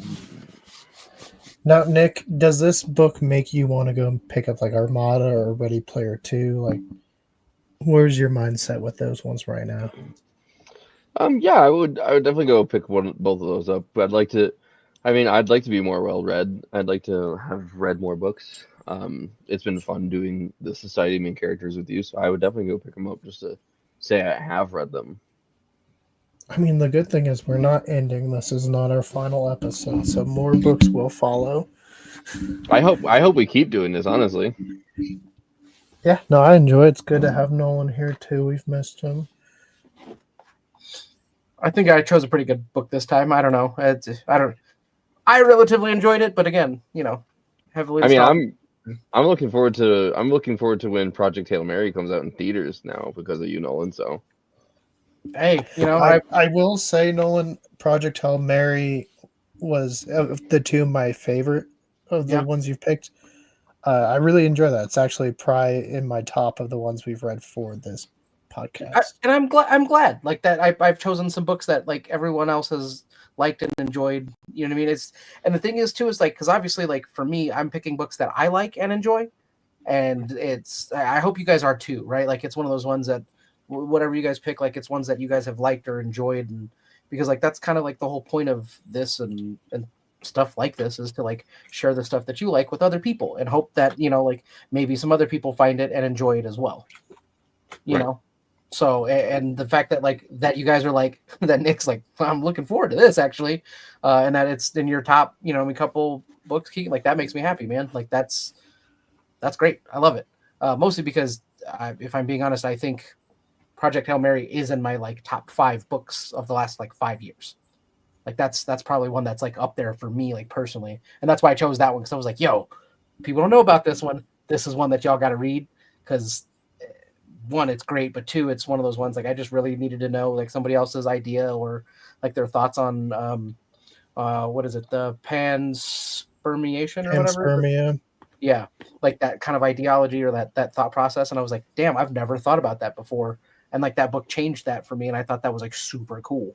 So yeah, like and that's another thing too. It's like I do like to share some of this stuff to see if like other people, one, if you guys like it, and two, if it kind of changes your thinking or your thoughts on some things in your life or like how things could be or like what we wish that there could be possibly like in the future or whatever. And yeah, like and Ready Player One's like one of those things that because I play a lot of video games, I enjoy that. Like that's a pretty big hobby of mine. Like I like the book and I like the movie, and it's super cool if we could get to that point where I could actually live in a virtual world with with people and like friends, because like realistically like we me and the rest of you guys are geographically separated, right? And I have a lot of geographically separated friends because I've got a lot of military friends that we were all together at one point in time, and now we're all over the the globe, right? So it's like that would be super cool because like that's half of what I use video games for anyways, is to talk to my friends and talk to my boys and play games with like people that I like to hang out with in person, but unfortunately cannot because they live all the way in California or England or Japan or whatever. Like it's super cool that way. So like the Oasis kind of thing like that, like it's actually a pretty cool idea and a big dream to have, because it's like, man, like I could actually hang out with people almost physically, you know what I mean, with people that aren't anywhere near me physically in the first place. So like I look forward to something like this. Like I think it would be super cool to actually have something like that or whatever. And sometimes it would be cool to just go ahead and shoot David in the face every once in a while. So just I heard you're talking shit, David. Light him up. Get his avatar every once in a while.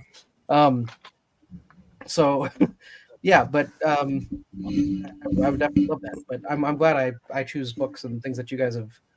I like to say that I'm 2 for 2 on books that people are like, that's like a pretty good book. Like, so yeah, it makes me happy. Thanks, guys. Well, see, now I feel bad about giving my rating when I have to do my rating for this one. I was about to say, Keegan, I want to change my mind about this book. No, so realistically, you kind of mentioned this, Nolan. What did you change after reading this book? Well, what do you mean as far as what? Like was there something in reading this that you said I got to change that in my real life? Yeah. So right. Okay. So because I did mention this at the beginning, I got done with this like book and because we're still working on the Ghostbuster stuff, right? But it kind of gave me like a new like boost to that. And not specifically like Ghostbuster stuff, but just acting and getting things done. Basically, it's like it gave me a like a renewed kind of like sense of like passion for things, right? Of like, hey, if you want to be a gunter, do it. Go and do it. Like, you know what I mean? Like more than anything. Because like a lot of the times, like the problem that people have with with doing anything or becoming anything is starting.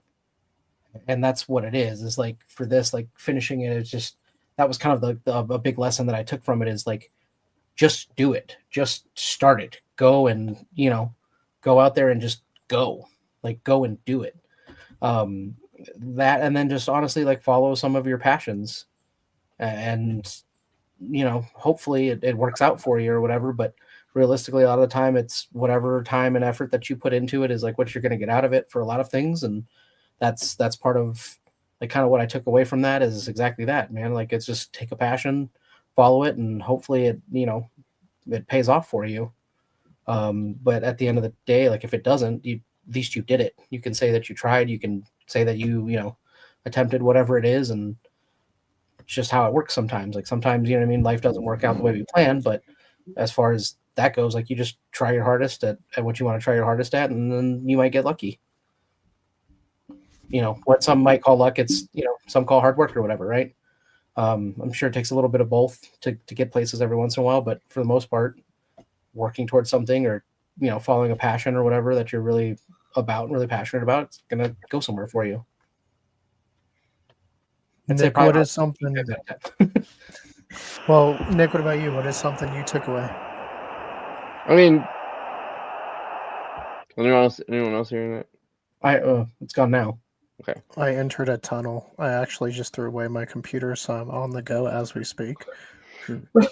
No, I mean like Nolan said, it definitely kind of sparked that whole like do something you're passionate about drive for me. While I was reading this book, I was looking for a job, so I had my mind elsewhere most of the time, but I still enjoyed that drive to like chase something you're passionate about. I still appreciated that, and it kind of sparked that again in me. But yeah. Brendan, what about you? Did you change anything in your life? No. Did it make you want to change anything in your life? Not really. Not really, not at all. No.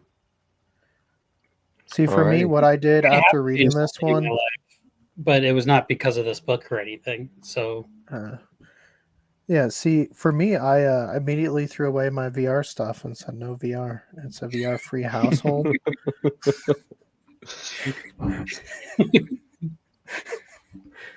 Maybe I watched Terminator. I don't remember which one.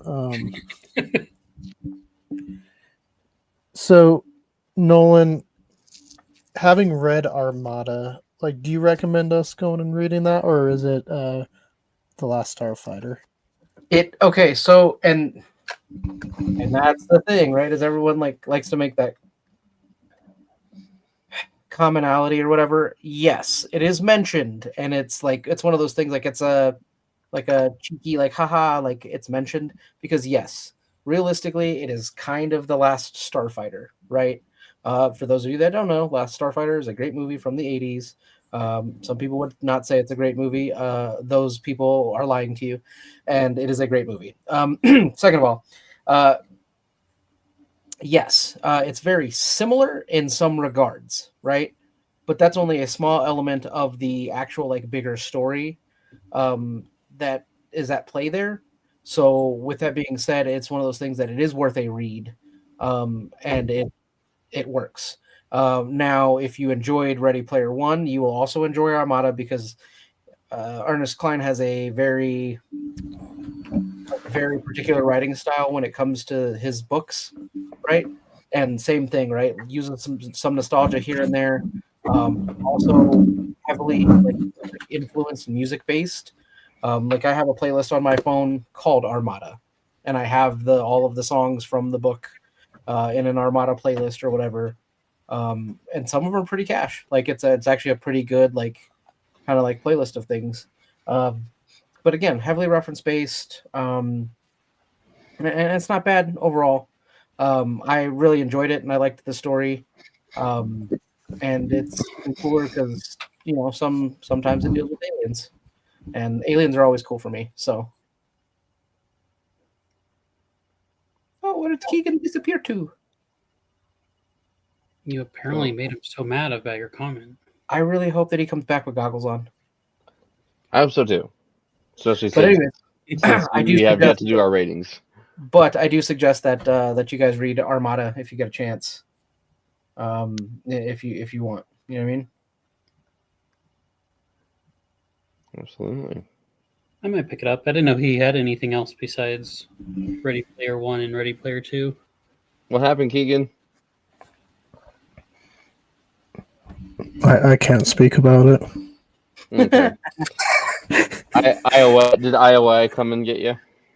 Yeah, they said I was talking too much. Yeeted him out the window. Nolan, were some hard hitting questions. Do I know who's hard hitting questions? What? I was hoping you brought some hard hitting questions. No. I didn't really have that many questions. It was more of just going to be a nice little discussion.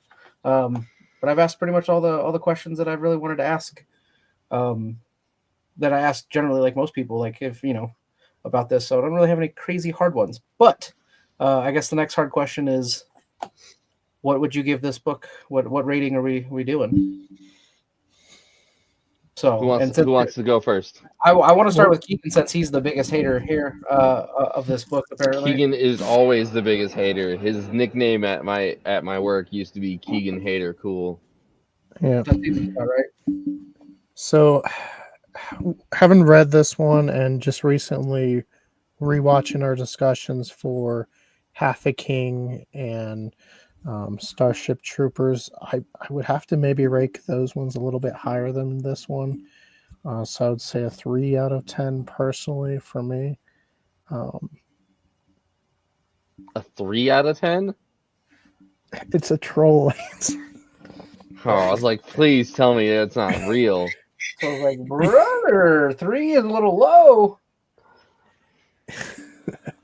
No, not that low. To me, like I said, when I first read it, I really enjoyed it.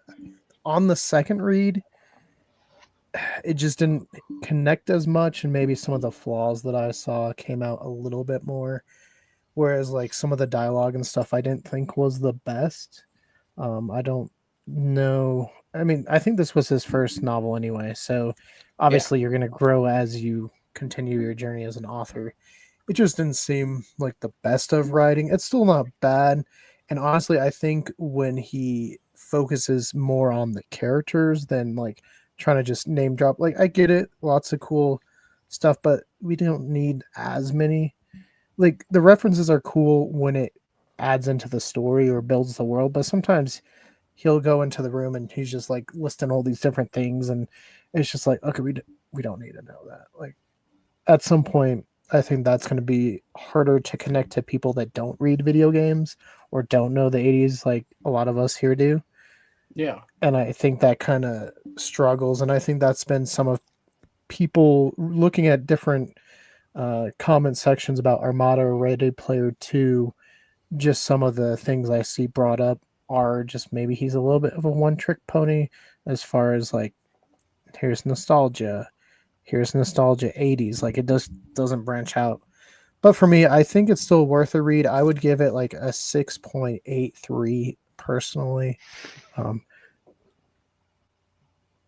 like it. What was funny about that, Nick? Good.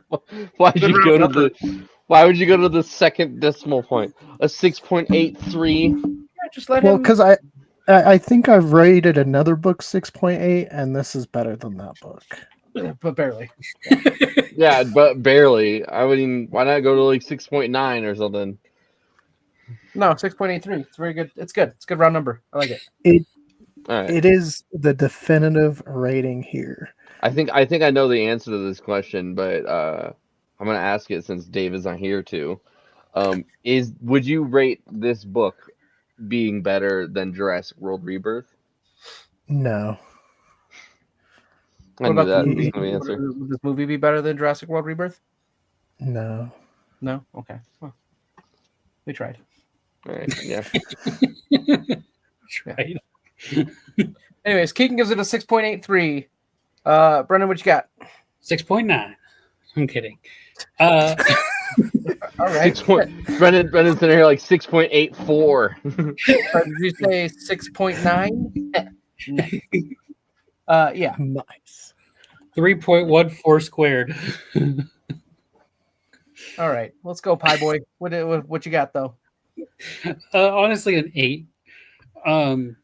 There was times where I felt like it was a little slow, but there was a lot of action, and I really like the adventure and the action in books and stuff. So I did enjoy it, especially for it being my first read. Yeah, and seeing the little more nostalgia that my bosses were talking about from before, and understanding some of it and not understanding some of it because I was not born in the 80s. I mean, I wasn't born in the 80s either, but it's still one of those ones that I had a lot of good nostalgia bits like from that. But then again, I was also raised by people who were raised in the 80s. So like for me, like it was like them sharing like bits of their childhood with me, you know what I mean? Mm-hmm. So like it somehow became like part of my childhood as well. So that's where like the little like 80s bits like hit for me where I'm like, oh, okay, I remember that because like that's cool. Like I almost kind of felt like I was a kid like in the 80s too with some of the stuff that they showed me, if that makes any sense. So that's also why that hits a little bit harder there, Keegan, like for some of that nostalgia or whatever, even though I'm technically not an 80s kid, you know. I'm not saying the nostalgia didn't work. I just think it slowed down the story for no reason at points. Okay, yeah, I get, and again, completely respectable take because I could get that, right. Like it's like there's sometimes too much, there's sometimes too little, and there's like a just a right amount, and like for you possibly there's just too much. Like it actually made me reevaluate sometimes how I write because Yeah. I do use songs and I'm like, maybe I shouldn't. No, and there's Just nothing wrong with because that. like The songs, yeah. though, dude. Like, No, I like songs. It's just like the one part, and it sticks with me, is when I think it was Def Leppard or something came on when he had to jump down in the hole, and I was just like, we didn't need to know that. Like, there's no reason to put that in there. Like, I love the songs too, but like sometimes we don't need it. It just, I don't know. Am I stalling for time so David can get on? Maybe. I mean, I'm just babbling. He's not going to be on for another 30 minutes, dude. Like, right? He It's said he said 10 another minute. he said 9 p.m. Mountain Time, and then there's a 20 to 30 minute drive home. 30-minute drive home. Yeah. No, he said I pop in I for. thought he said 10. yeah, he said give me about 20 and I'll be free, and that was almost 20 minutes ago. So Oh, okay. Very nice. I mean, to be fair, I didn't hate the book. I'm just being a character at this point. You are being a character. We all know it. We know exactly what you're doing. You son of a gun. Son of a gun. Yeah, trying to keep it. You know, try not to curse. Don't want to get All right, demonetized and all that. So Nick, what is your rating? I would give the book a 7 out of 10. I will not be doing this 6.8 stuff. I'm gonna just give it a 7 out of 10. I really enjoyed the book. I got very connected to the characters. Thought certain events like the Daito being literally ripped out of his suit, and even the ending, which we didn't really talk about, but the ending of the book where they are literally transported to the one guy's house, given their own like separate rooms to finish out the final mission. I thought was super cool. Oh yes, to Ogden's place in Oregon. Mm-hmm. Also, I did enjoy him being like the ghost in the basement area there. Yeah, having full access to the Oasis no matter what. I thought that was cool. I thought that One was thing a about significant downgrade in the movie. Oh yeah. One thing about the book ending too is just like him not wanting to go back into the Oasis, which then I think they kill in the second one. I think that's where a lot of the bad stuff is just character decisions in that book. But yeah, I liked where he had fun and this was his whole life, but through the journey, he learned to enjoy life more in real Mhm. life, not just like this fictional, like really cool utopia he was in. Well, and it's like that's kind of like part of the thing too, right? Or the thing is like, hey, enjoy the moments you have really with real people, and and the people that you do have in your life and things like that. I'm pretty sure is like part of that lesson that came from it as well. So I definitely feel that on that one because yeah, exactly that. Like it's like, hey, this isn't the real world, and you should spend time with the real people and that you do love, like in the real world or whatever. So. Mhm. Yeah, like this is fun. I enjoy this. I mean, honestly, our book clubs and everything is a big reason why I keep doing YouTube. But I like our time in Roswell when we were in that parade. Dude, That was such a fun something time. else. Dude, Yeah. such a fun time, wasn't it? Yeah, we're gonna Yeah. get Nick come down this next time with us. Good. We're gonna get him a sombrero If I have vacation time, I will. because my guy, it's a little hot out there. It's a little sunny, and I don't want that head to get. Oh, Absolutely. I'd burn like a ripe tomato. I know. That's what I'm saying. We don't want you absolutely lambasted with UV rays. Look at that lexicon words coming out again. Yeah. No, we could definitely get you a hat, get you a sombrero on there, some shade, maybe some Sombrero you know, bros. like Cuban Pete. When he's got the little danglies hanging off the. I'm Cuban Pete. Dun, dun, dun.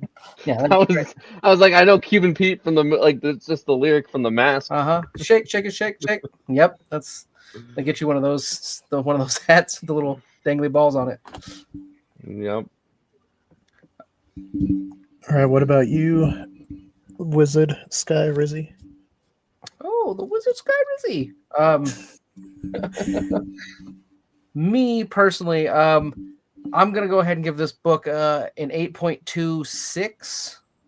I like it. Yeah, it's I love this rating. an 8.26, my boy. Personally, it's one of the books that I've really liked and really enjoyed in the past 5 years for me because that's when I've read it. I just kind of basically like base everything on like 5 year chunks, right? There's a lot of things that can be read, a lot of things that can be done in 5 years, so that's why I keep making that reference. And I read this one realistically 2-3 years ago for the first time, a few years back or whatnot. Yeah, but honestly, really enjoyed it. And I definitely like the book more than the movie. I do acknowledge the differences. But yeah, this book made me feel something a little bit differently when I got done with it. A little, a little extra, a little lift, a little oomph, I guess, if you will. So yeah, it definitely made me want to start pursuing the stuff that I wanted to do. You know what I mean? Like a little more dreams and things like that, a little bit more. So it definitely got it gets pretty high rating from me to kind of like get a feeling like that out of me to make me want to do something like that, like in real life after like reading a book. You know what I mean?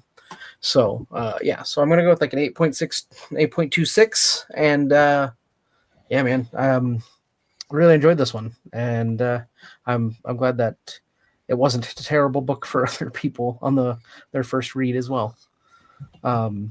Yeah. Yeah, so for everyone keeping score at home, that brings our group score to 7.5225. That's our group rating for this book. It's a good score. It's a decent book score right there. Now we got to go around and say, what is our movie score? I will start 6.82. Just a hair down from the book. Just a hair down. Yeah, just a hair down. In that case, the book is a 7.84 for me. Yeah, we're giving it a 7.84. You stole mine. I was gonna go 786. Well, you All can right, do so that because 7.86. You can. He didn't steal 7.86. He stole 7.84. A 6 and a 4 are two different numbers, brother. So I'm not All right, stealing. so Nick, what about you? What's your movie score? Oh my god! Just to go along with this stupid theme here, real quick, I will give the movie a 6.75. I like All it. right, so that brings our total movie score to a 7.0. I mean, right there. Nice and even. Good. I'm good just round kidding. number. It's 7.3175. So there you guys go. Movie and book. 7.315. 7.315. 7.315. That's a good round number. That's good. I like it. It's not a round number. That number does have curves in it though, so it's this guy. It Anyways, has one curve. It has one curve. that makes it a good round number. Thank you. You proved my point. Lawyered. Oh my god. Anyways, Later, nerds. yeah. Either way, that was great. I'm glad you guys enjoyed it. Yeah. Plus, my name is in the book, so and and the movie. I'm the bad guy. Well, speaking of names now that I think of it, the whole author's last name being Cline, just reminded me of Grayson, which made me angry that it wasn't Grayson writing the book, so I'm going to have to drop it to a 5.83. This guy's a harsh critic, let me tell you. So done with this. So done. Anyways, while Nick is thinking about some awesome upcoming stuff, I just want to remind you guys we are working towards getting Nick to UNC to help him become the head coach. We're really trying to color commentate, so help us bring Nick home. It sounds like we might be at the King Supers in Greeley handing out pamphlets, so if you want us to autograph them as well, Nick will be there in person. Oh, when's this happening again, Keegan? I thought it was this Saturday, but we'll have to you're going to Wyoming this Saturday. It's not happening. No, that's two Wyoming? Saturdays. 2 Saturdays to go say hi to Josh Allen at Chili's. Jersh. Josh Allen. Do you want me? Do you want me? Is Do he you want really me going to be in to? Wyoming? Yeah, they're retiring his jersey. Oh, nice. Go Bills. Do you want me to announce the next book now, Keegan? Yeah, but first, Nolan, can you give us a drum roll, please? The next book is going to be A Christmas Carol by Charles Dickens. I accept your book. Just because the next episode we're going to be doing this will be in December, so we're going to keep it with a holiday theme. Okay, well, I take your book and I raise you Elf the movie instead. How about that? That's not how this works. And also, love that movie. Love that movie. Elf is a good movie. It's a great movie. All right, It's everyone an instant classic. No, I'm just kidding. I will say real quick, just on Elf, I love the scene where he's working in the mailroom and he's talking to the guy, and the guy says, "I'm 26," and it's like he is nowhere near the age of 26. Pretty sure that guy was 43 when he filmed that. Oh, 1,000%. Yeah, next book is gonna be A Christmas Carol. So join us for that. Yeah, we'll be there. Also, we will be back, obviously, for sports chat. And I think, Nick, We'll be back at the end of the month. Are we going down the yellow brick road? Yep, we'll be back at the end of the month to discuss Wicked for Good. Which also was wickedly bad. Have you seen it? It's not even out yet. Yeah, it comes out on the end at the end of the month. Yeah, no, I'm not watching it. No, you can't. Okay, so then you won't be here for that discussion then. No, I won't. Hold on. You know what? Just because of that, I'm gonna change my avatar. Hold on. Yo! Wow. Keegan did a Always really good job. found. That's a terrible avatar. Yeah, can we change back? There's this. Why does he look like Odd Job? He's working right now. Why are you so angry? No, I mean literally, like whatever he's done with his glasses, he looks like a small Asian man with a bowler hat. I don't understand. Well, he That's weird because I'm not even Asian. I know you're not. That's why I'm wondering very curiously why you look like Odd Job. I don't see my eyes are wide open. Bro, you want to play slappers only or what? What's up?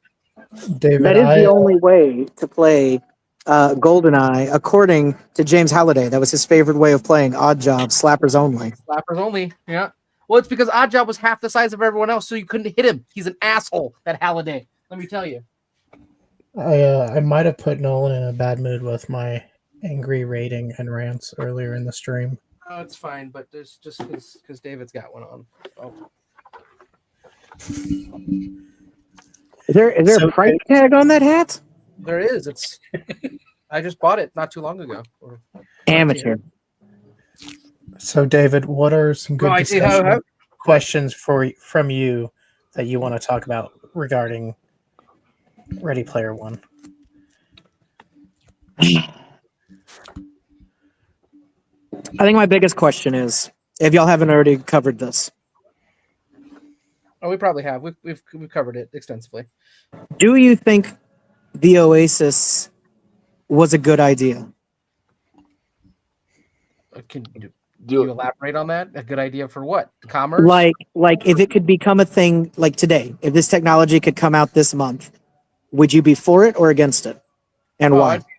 I'd be all for it. That's a really good question. We did not cover that one, but kind of in a weird way. Because I mean, I think this gets ruined honestly in the sequel. Which, have you guys covered the sequel at all? No, I was leaving that to you yes because you're the no. only one that's read it. Yeah. Okay, so I'm not gonna then I'm not gonna worry about that. I think the point gets a little ruined by the sequel because there shouldn't have been one. I think the point of this whole journey, the hunt, was ultimately that The friends we You made along the can't- way. that you can't live in this fake fantasy. That Yes. Yeah. that no matter how shitty the world is, it's still reality. And that's where you need to make the best things happen. Because I mean, again, I think he regretted the fact that he didn't make the moves on Kira because he was just too afraid to approach her in reality. The only time he felt comfortable was in their D&D games when they're not real, when it's avatars. When it's avatars. Yeah, yes, that is a point that I did bring up earlier. Was like it's just like realistically, it's like a story about, hey, you need to go outside and touch grass. At the end of the day, realistically, right? But honestly, dude, I would still advocate for it because it's still a really cool concept. It's a really cool idea. Yes, you would have people that probably would never friggin' leave it. If you could be virtual or whatever like that, pretty much 24/7. But I mean, it's like the ultimate escapism. I mean, I'm positive that Nick probably already brought this up, but it's very similar to things that we've seen in like Sword Art Online and things Yes. like that, where that's their life. Mhm. well, Yeah. technically, Sword Art Online, people got trapped, so that wasn't exactly their choice. But No, because It was in the still their seasons life, though. moving on, right, yeah, in the seasons moving on, when they can freely go back and forth, all these people still want to be wired in, basically, and that's what they do. I just think that, I mean, but even look at today. It reminds me of a lot of people that play stuff like, I'm sure World of Warcraft was probably a huge influence on this. Things like RuneScape. I Oh, feel yeah. like it's a commentary on the fact that people have always jumped at escape when they can. Oh, 1000%, dude. Like it's okay, but like you're exactly right though. Like I think realistically the whole point of the book and the whole thing is like, oh, this world sucks. I'm poor in the stacks. Like I'd rather be somewhere anywhere other than here. Oh, hey, look at that. I have a place that I really enjoy other than here. You know what I mean? And I feel like that's the same for a lot of people because exactly that. Like there's a reason why we have movies and games and honestly books or whatever. Sure, but this is definitely to a different extent with the Oasis. Well, yeah, because you can live there and make money there and do basically have a whole life there or whatever, which gives it a little bit more of a thing that takes it a step further, right? Than just like playing, watching a movie. It's like, yeah, I can watch a movie and be in Jurassic Park or whatever, but you know what I mean? It's not me living in. Calm down. You're gonna make Keegan hard. In Isla Nublar, you know what I mean? Like there's a big difference there. So David, I real quick, I did ask when we gave our ratings just moments ago if Keegan would rate this movie and book better than Jurassic World Rebirth, and he said no. So I actually talked to Keegan about this a little bit. I will admit, I enjoyed this book much more when I was younger. Yeah, Keegan's brought that And up. yeah, I don't know exactly why. I don't know if it's just that because like some of the phrasing, some of the stuff, like even in the writing, it can get very cringe in the way that they talk. The Senate, like it's like, and not as in cringe as in like, oh, they're gamers. More like this doesn't feel real. It feels like fanfic dialogue at some points. Mhm. Maybe that's just me. I mean, I think I said before, like I've read this book like 10 times at least. Like I love the story, the concept. Like it's a very cool thing. But the more I read it and watch and stuff, kind of the less I like it. But yet That's he's what I And said. Yeah. I get more of a like I don't know, it's a very desperate, like sad view of the world. As Like far as basically everything's gone to shit, and instead of trying to fix things, everybody's escaped into their games. well, I mean, realistically, it's that's But I human nature. think that's also the difference between Artemis and Parzival. That she realizes this and wants to use the prize to fix that very problem, That problem. whereas Parzival is very content to say, "Fuck this world, we're just going to go find another one." Build a rocket ship and fly away. Yeah. But bringing along the Oasis so that they have plenty of places to play in until then. Yeah. Like, I don't know, because this also brings up a lot of questions about our society and just the way societies are created in general. Like the fact that the currency, the Oasis currency, becomes basically the currency of the world very strongly. I mean, think about it. Money in general is very much now, especially since we're off the gold standard, it's very much a game of make believe that we're all playing. I'm just going to tell you that this dollar is worth something, and you're going to, okay, I accept that it's worth something and that we all hold that same value. If we all decided tomorrow that dollars meant nothing, it's over. Yeah. Realistically. But the only problem is we couldn't do that because Oh, it would The be powers absolute that- chaos. It would destroy there's our that. society. Also the powers that be that are higher than than you and me decided this. You know what I mean? It's like Yeah, it's not something that We we can could decide undo, that. but I'm just saying in general, it's something that it's perceived value, and that can even get us into stuff like Bitcoin, NFTs, things like that. All of it Bitcoin is is almost perceived value. $100,000 right now. Like Yeah, I mean, honestly, in NFT when it was big, Yeah. is that far off from an artifact in the Oasis? it's not. It realistically isn't. It's just that it had a use in their game. You know, that was really the only thing. But otherwise, you could trade. What? You would think real like life items in this world for stuff in this game, and that's absolutely insane. So yeah, that's. But yeah, it really is a lot of things. It just comes down to like putting stock in things that that we deem to be valuable or worth whatever. Yeah, that's kind of how I felt the ending, at least kind of implied that the things worth actual value were other people and like the relationship that he had developed with Artemis and things like that, or I guess Samantha at this point. That's where the true value in life was, not in these games and stuff like Halliday had spent his whole life. Because I was left with the message of feeling like Halliday felt at the end that he'd wasted his life Mhm. and that Well, he and I think regretted that's his where choices. that's where the book. I like how it ends off where Wade goes outside. Yeah, and that's he's just- like, and for the yeah. first time, didn't want to log back in because he Yeah. wanted to be with her in the real world. I think that's much better than the movie's ending, which is fucking stupid. We decided to have 2 days a week that is no, you're dumb. That's stupid. Why is that dumb? Where they shut it down for No, fucking stupid. It's a commerce. It's a society. It's a real place. That's like saying, okay, for 2 days we don't have banks, restaurants, churches, buses. Everything is shut down. No, Well, you don't it's have stupid. restaurants. You don't have restaurants in the Oasis. It's not like you can I eat was the say, food. come to middle of nowhere, Kansas. Everything is shut down on Sundays because it's God's day. That is So very they already true. do that. So There's almost nothing open on Sundays in Clovis, New Mexico, David. I know. There's a lot of places like that. Trust me, I know, especially out there in East Texas and things where you're talking about. Yeah, You can't do anything. Or sorry, West Texas, not East Texas. West Texas. But yeah, dude. It's I just think it was dumb. I think that was a stupid, and I'm glad the books don't do that because it doesn't make any fucking sense. A No, lot of the movie was terrible. Do you think the movie was terrible, huh? Yeah, I mean, If you look at it on its own, it's an okay sci-fi. I would say it's like a mediocre sci-fi movie if you look at it on its own. But if you compare it to the book, it is a terrible translation.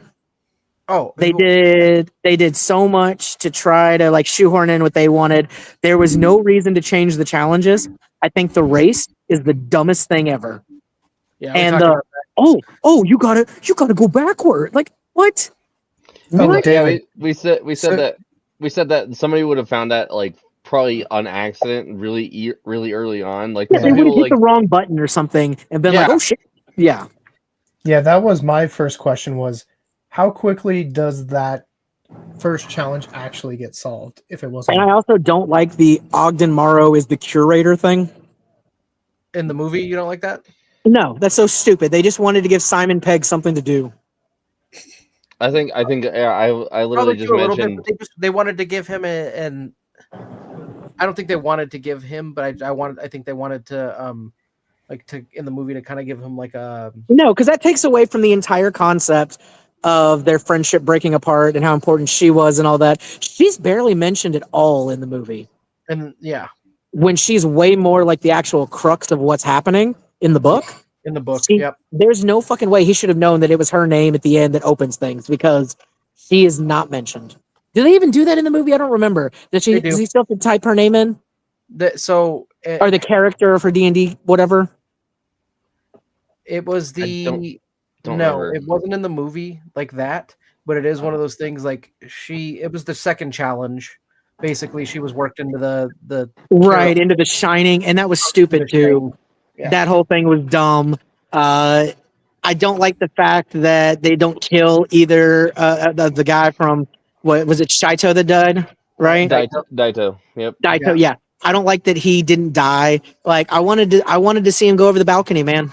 I brought that up and I was like, man, the realistically. Also, this version of Nolan is just an idiot. He is not scary whatsoever. IROC should not have been some random assassin. Like, what? I love it. I just love that he was voiced by Tim Miller or whatever his name is. Like the whole thing is just like, it was so stupid. And they tried so hard to make Artemis like more of a hero character, to be like, oh, girl power. No. Also, I don't like that they kind of look like fish people the whole movie. Their avatars are stupid. They do kind of look like fish people. You're going to tell me that you can look like anything and you chose like an uncanny valley fish person? They honestly, like, you know what it gives me? It gives me kind of like Mass Effect vibes. Like, no, okay. The line that does it for me is when they're in the globe or whatever. They're like dancing and he's like, I love you. And she's like, this isn't my real body. This isn't how I look. I was like, yeah, no fucking shit. You're pink. You're a fish. Yeah. Like, yeah, you're like you would be an alien if you looked like come on. You have alien eyes. Yeah. Clearly. And then they didn't give her like the huge birthmark like she has in the book.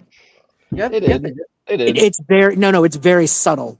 Like compared to the book is it makes it out to be much like bigger of a deal. Oh sure. Even her avatar though, like in the movie has it, like it has, you know what I mean, the whole little shit on her face or whatever. But we were talking about earlier. Nolan brought it up. The Rubenesque. What was the word?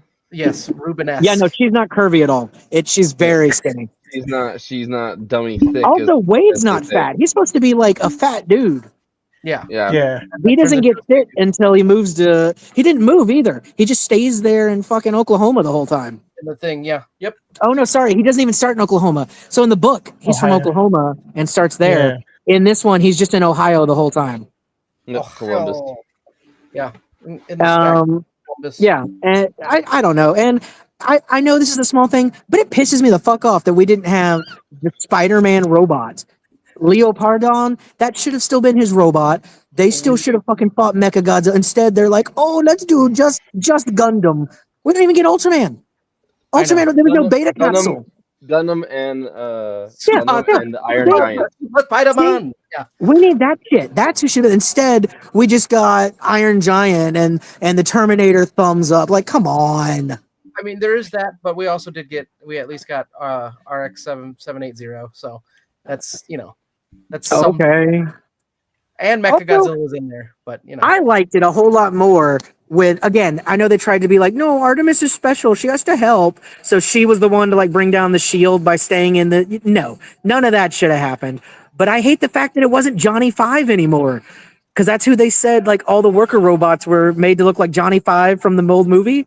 Yeah. And it just like rolled up there with a bomb and just like killed everybody. I was like, that's so metal. That's way cooler. Unfortunately, like I said, some of the changes were different. They literally changed every single gate. There was no gate. It was just keys. I know. And they did The Shining instead of like come on. Okay, They took out Blade Runner. They took out D&D. They took out the Black Tiger game. They took out the Rush with the waterfall. Like everything. Instead, they had stupid shit like Diva from what the fuck is that game? Overwatch. Yeah, they had like Diva. Hello Kitty was there. They're like, you could climb a mountain with Batman. I don't fucking want to climb a mountain with Batman. Why the hell is Batman climbing Everest? So the What about Chucky? Chucky was a weapon. He wasn't even like a. See, that would have been so much cooler if he would have been like a character, and somebody he's just like throw me, like they like throw him in there. And also of all the places to use your one instance of fuck, that's where you put it. Could have been so much better. You could have used a Deadpool somewhere. Anyways, but my point is yes, you are correct. They changed Also, how did they all go to The Shining together? You had to go to a gate and stuff by yourself. How come all of them got to do it?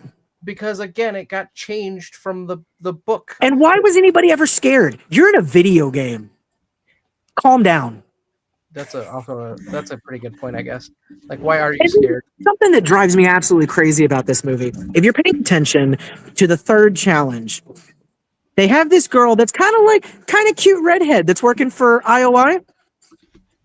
And they very, very much hint as if she's going to do something to help out because they're like, oh, she's not actually bad, like all this. It's like all this lead up, and then she don't do shit. Which one? If you watch it, there's like this cute redhead girl that's like in charge, that's like looking at the thing and like figures out, and they keep like showing her specifically like she's going to do something important. She doesn't do a goddamn thing.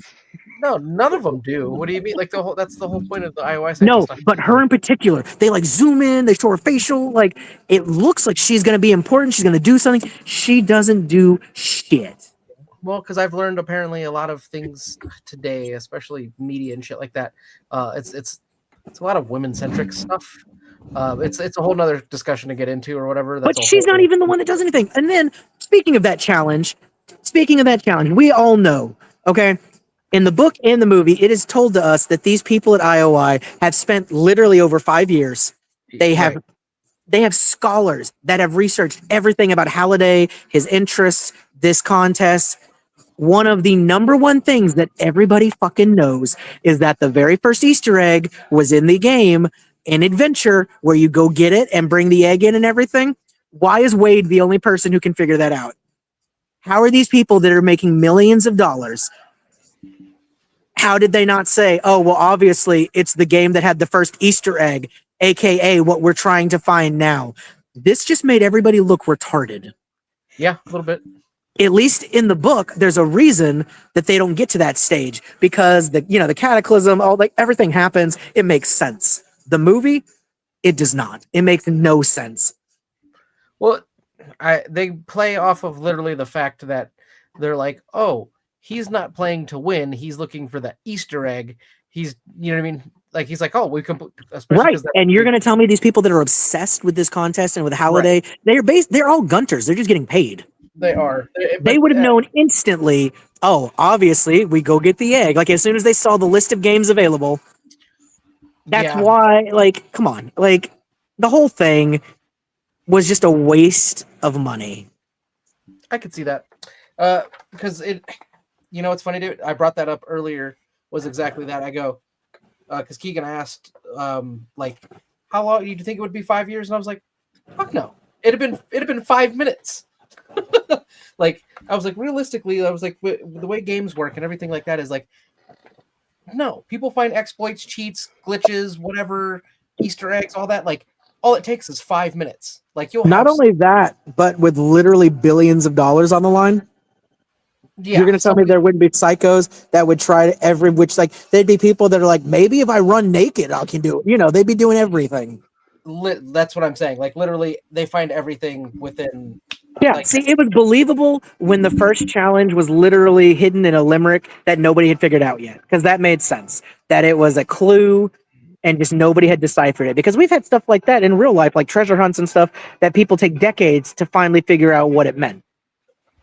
So the fact that they just did it this way, that's so dumb. Also, Wade is fucking broke and has no money at the beginning, like we see, and yet we're supposed to believe that he somehow has a car. I mean, you could be broke. And How have did he a buy that DeLorean? He didn't buy it. He shouldn't have any skills to be able to steal it because he's broke. He's poor. I liked it way better when he's like, yeah, I'm so broke, I can only go to the planet that my school is on. Because that made Yeah. sense. That felt like a poor person thing. I love it. Like that sounds like a poor person thing, I mean, it does. It's like, I can take the school bus to school, and that's it. and that's it. And that's because they pay for it. Granted, yes, but his thing in the movie was he salvaged a lot of it. Like that's the whole like thing or whatever. The Like that's salvage is, no, I'm not talking about where he was I'm talking about all the stuff in the Oasis. He shouldn't have had anything but like basic skin. right. What I'm saying is like that was his thing. Is like I salvage most of this or whatever, and I'll give it to H to fix. And How did he salvage a haircut? a haircut. Like his skin, his avatar, his look. Oh, that I don't know because they never go over that of like how you Because get. honestly, if he was as broke as what he's supposed to be, he should have looked like probably a million other avatars. That very basic, just like generic when you start a game. You know what I'm talking about. That's think what it he looked would have pretty- had. I think it looked pretty basic and generic to begin with, though. Realistic, like his I character didn't see model a does single not- other person that looked like him. Well, okay, yeah, but you also have to remember that this is a movie, and they have to make the main character stand out. They're not going to just give him a Halo skin. You know what I mean? A Spartan with 10 other. Then 10,000 maybe you don't make this into a movie. I don't know. Look, I'm not a director here. I'm not the one paying people and making these choices, sir. But yeah, you bring up very valid points. Okay, there's no arguing that part because I just love that David came on to the discussion immediately throwing hands, like immediately choosing violence. Hold on. not really. He's got a very good point. Oh yeah, no, he has the really good points. Here you Hold go. on. Mr. Jennifer. I just got to thank our sponsors real quick. On Saturday.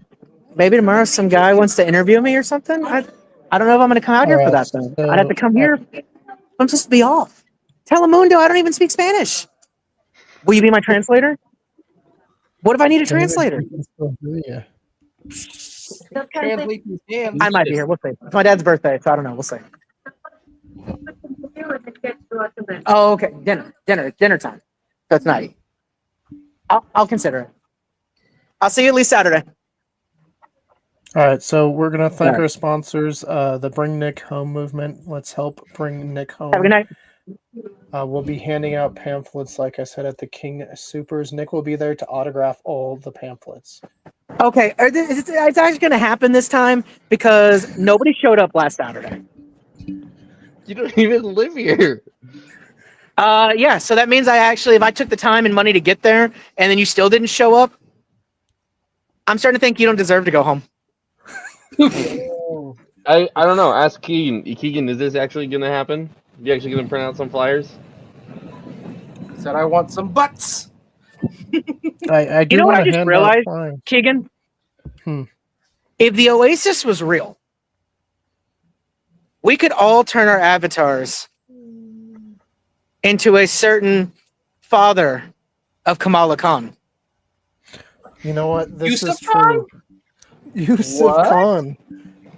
Imagine if we were all Yusuf Khan. I mean, that would have been a 10 out of 10 movie. He Imagine should have even been better. Yusuf Khan. What if we were all different variations of him? Like one of us is like Yusuf Kong, and we're like a giant gorilla with his face. That would be great. to be Somebody Yusuf else Khan. is Yusuf Khan, but like Genghis Khan, but it's Yusuf. And lots of furs and pelts. I love it. I'd be down with this. It's just a bunch of Yusuf Khan variants. Ridiculous is what this is. All right, you guys keep an eye behind me, okay? Let me know if somebody's coming up behind me to kill me. Mr. J popping back in with Bring Nick Home. Thank you. What do y'all think this is? Probably. Vomit. Well, we're gonna follow the age-old rule here. Nice building. And the age-old rule is, if it's wet and it's not yours, don't touch it. Okay. I like to touch wet things that aren't mine, though. That's So He also so eats yellow snow, so you know. no, it's lemon. Anyways. David, how? So you've read book 2, right? I have. Do they destroy the character building that goes on in book 1? Do they destroy what? The character development and building that happens in book 1. Oh, absolutely. It all gets thrown away. That's tough. I hate when that happens. We also just kind of sidestep as much as we can the fact that H is a girl. Why do we sidestep that fact? Because most of it takes place in the Oasis, and it's just him being a guy again, or her being a guy. Oh, her being a dude. Yeah. I don't know. The second one gives me some very strong. Honestly, it's a lot like Sword Art Online, because now they get kind of like trapped there, and if they die there, they're going to die in real life. Oh, Because there's this new technology basically that they incorporate into the Oasis where you don't need a haptic suit or anything anymore. It basically links directly with your brain to make you like you're there. You're literally there. you're literally there. Yeah. So certain like because the bad guy in the second one is Halliday. Weird. Yeah, I'm not even kidding. Did he But just become an AI that David- becomes evil, or what? No. Yeah, basically the Halliday that they've been seeing in, the one that at least in the book that's like shows up and guides him, and the one that talks to him at the end and is like, "This is the big button. If you hit this, it's all gone." All that kind of shit. Yeah. That's literally he found new technology before, and had already started using it. So he literally made his brain basically downloaded it into the system to become an AI that is him. Yeah, figured as much. That's what they were hinting at with the end of that. Well, with the end of the movie, anyways, and the end of the book, realistically. So he becomes that, and I guess even though Wade was all like, and for the first time I didn't want to log in, and all that they're cool and everything.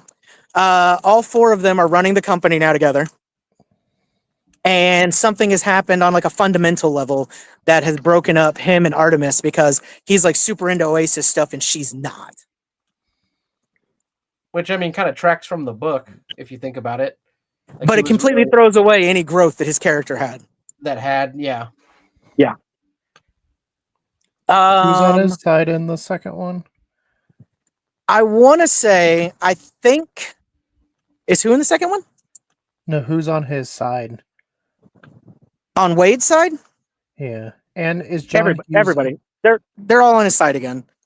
is Because of John course Hughes they big? start working together again. Yeah.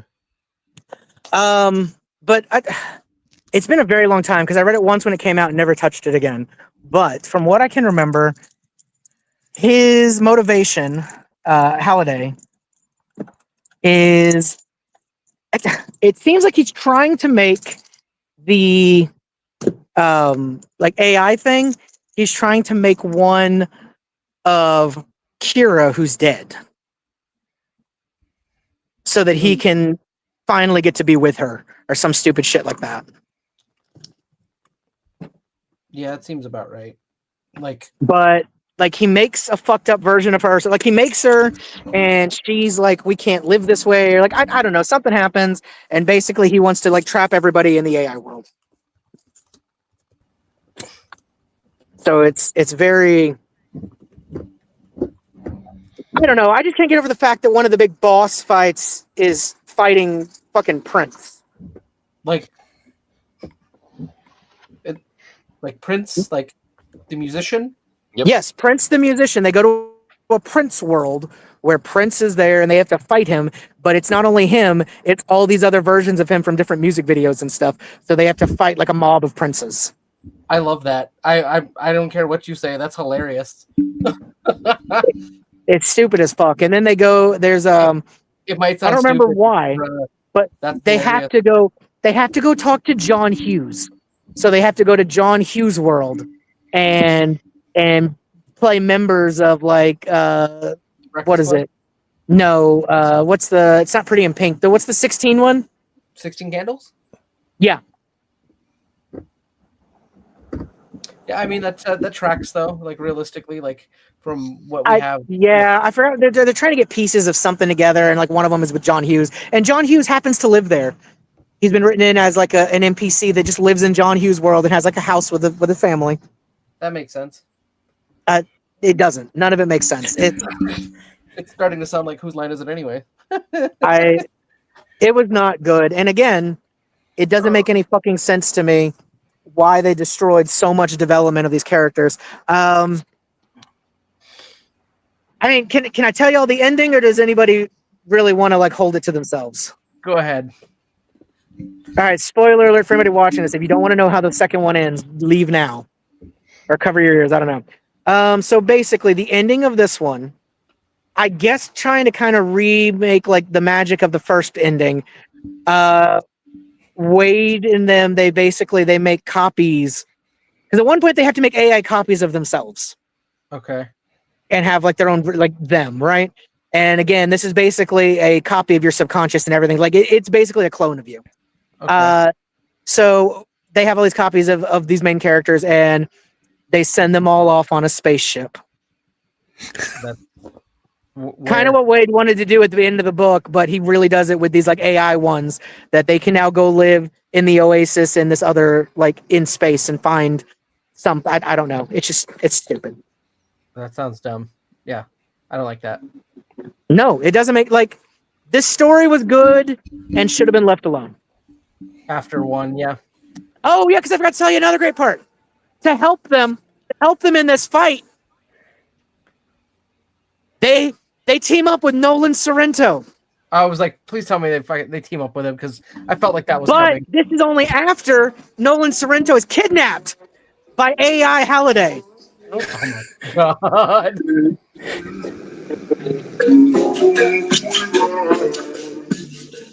All right, I like it. Okay. But also that okay, yeah, Sorry. I'm glad I haven't The read bike this gang. one. Thank you. Yeah, I mean he is in Dallas. But yeah, he like kidnapped. I forgot why he kidnapped Sorrento at some point and is like holding his brain hostage. Like I don't fucking know. It doesn't make any goddamn sense. Ogden Morrow is like in a coma for most of the book. What? Because Halliday got him too. And when you're in the system, you're like in a coma. Like I don't know. It was stupid as hell. I'm gonna get you and your little So- Ogden too. That's crazy. David, are you saying he pulled a Joe Abercrombie with his sequel? No, it's still better than that. That's tough. He just went on an hour-long rant about how bad this book is, and he's Oh, no. I like it. All right. Okay. Well, I'm heading out. Yeah. I don't know why they thought this was the way to take the sequel though. It felt to me like a money grab. probably. Maybe most sequels are. And from what yeah, but you can still have like a passion for the story, you know. I have heard that he is considering writing Ready Player Zero, which would be a prequel, prequel. which I don't really understand because I feel like we got the background on Halliday and everything in the first book. Yeah. That we really don't need anymore because I don't give a fuck about him. Yeah. I mean, did anybody read that and be like, I wish we had more on those guys and the fact that he wanted to bang his friend's girlfriend? Well, technically, I guess it was his girlfriend first, and then he didn't really put the moves on her. No, because they didn't get together. Oh, well, that's what I'm saying. Like she was the object of his affection first, and Again, though, that was also only in the movie. In the book, they don't even have a date. At least That's what in the I'm saying. movie, they gave him a chance. Like he had a shot. He had In a the shot in the book, he says that he would only ever talk to her when they played D&D. for their D&D. He was just a nerd, an absolute And he nerd. just refused to take it any further. Like He fawned over her. Yes. that is unheard of levels of incel. That's bad. So, David, what is a movie that if you had a quote to pass a gate that you could do it? Oh yes, that was one of my good questions earlier. Is if you had Hang on. Brendan, did you say you needed to take off? Yeah, I'm gonna head out.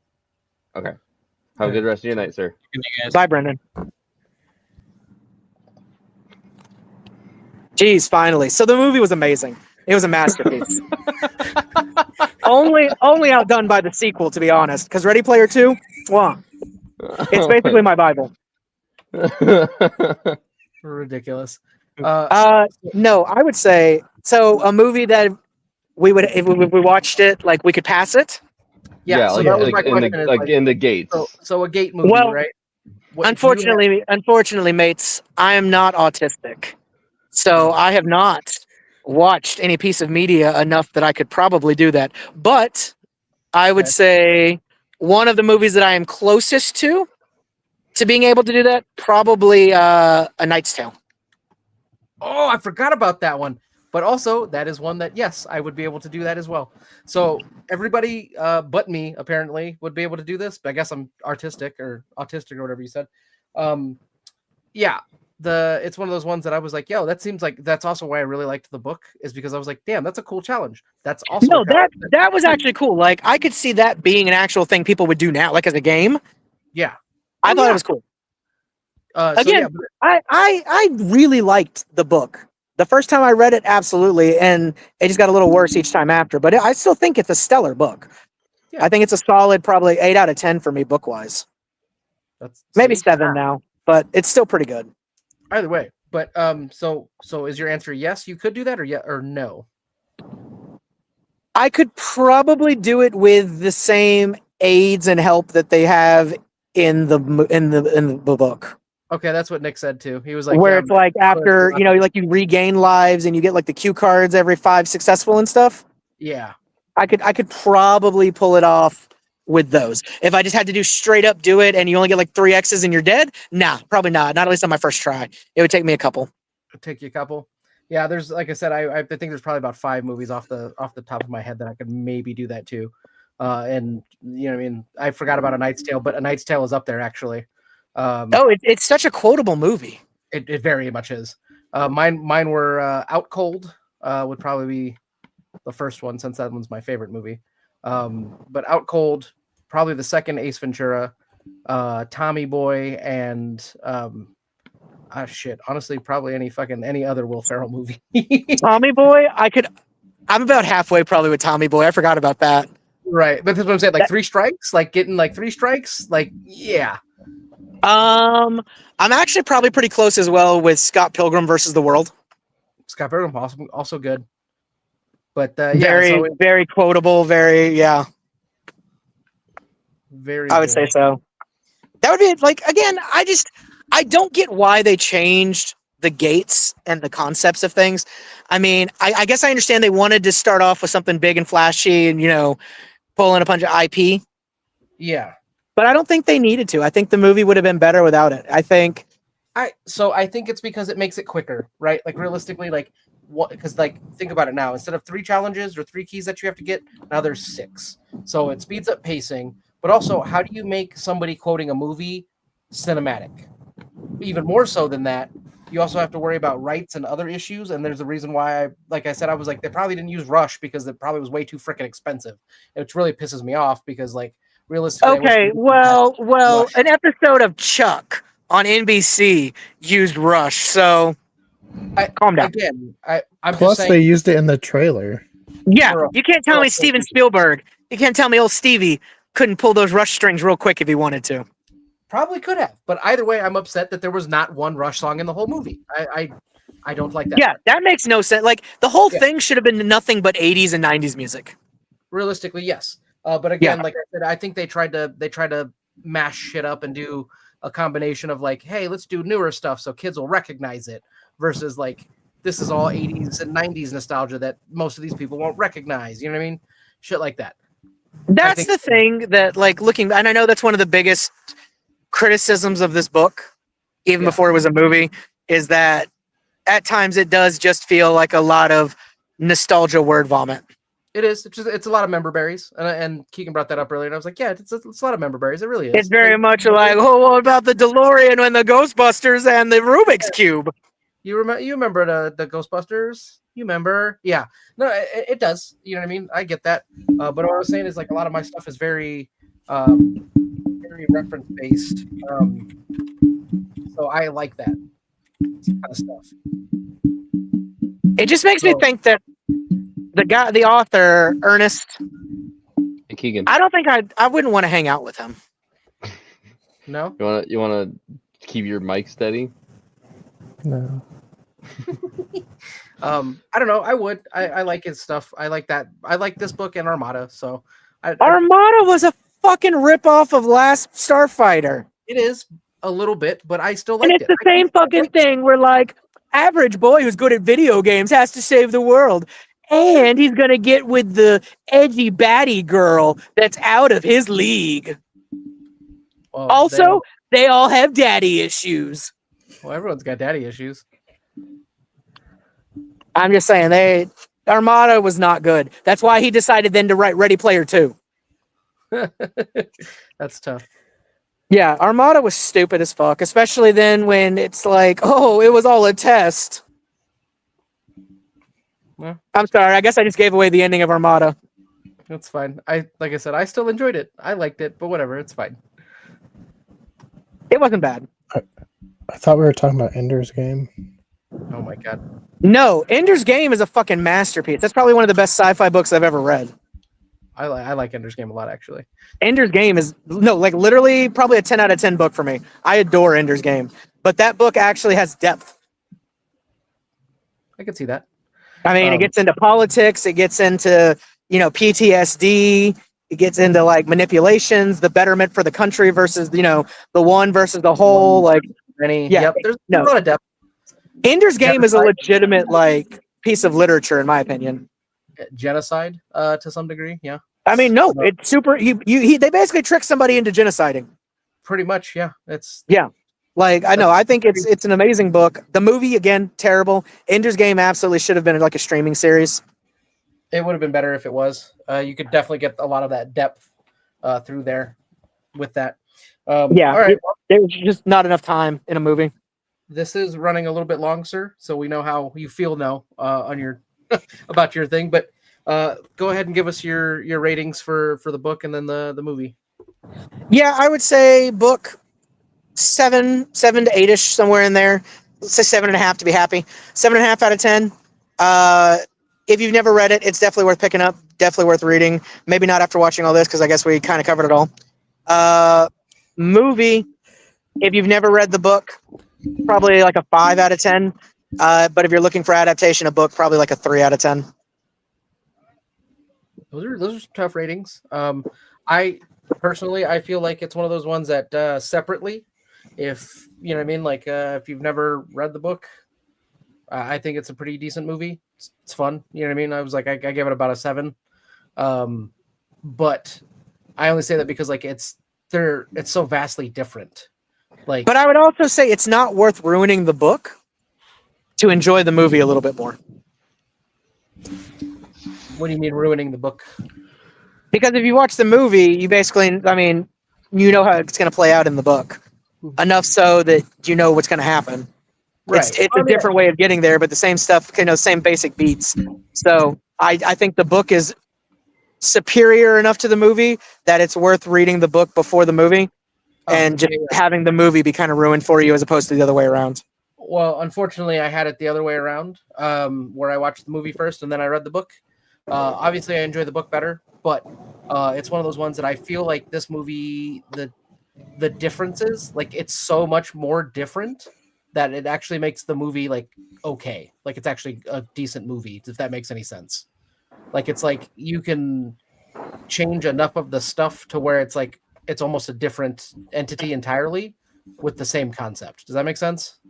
Yeah, and I feel like that's kind of what happened with the book and the movie. So it's like you've got to see them as two different. I mean, I think they did a better job of adapting the material and making something watchable than our last book did, World War Z. Yes. Yeah, World War Z. Nolan, you weren't there, so you don't get to comment. You're right. I was not there. But I was legitimately working and still showed up for your book. Where the fuck were you on mine?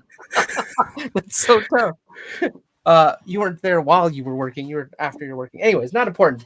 But point Yeah, is, yeah, because somebody made us move it to a random ass Thursday instead of the day that we had booked for over a month. Yeah, Yeah, I got know. me. You got me, man. I had to do some I had to do some other work stuff too. I'm sorry. Oh, okay, other word. Yeah, yeah. Mm-hmm. But I wanted to be here for this one because it was my book. So You fucking needed to be here for this one because it was your goddamn book. exactly, that's my point. So unfortunately, it had to be moved.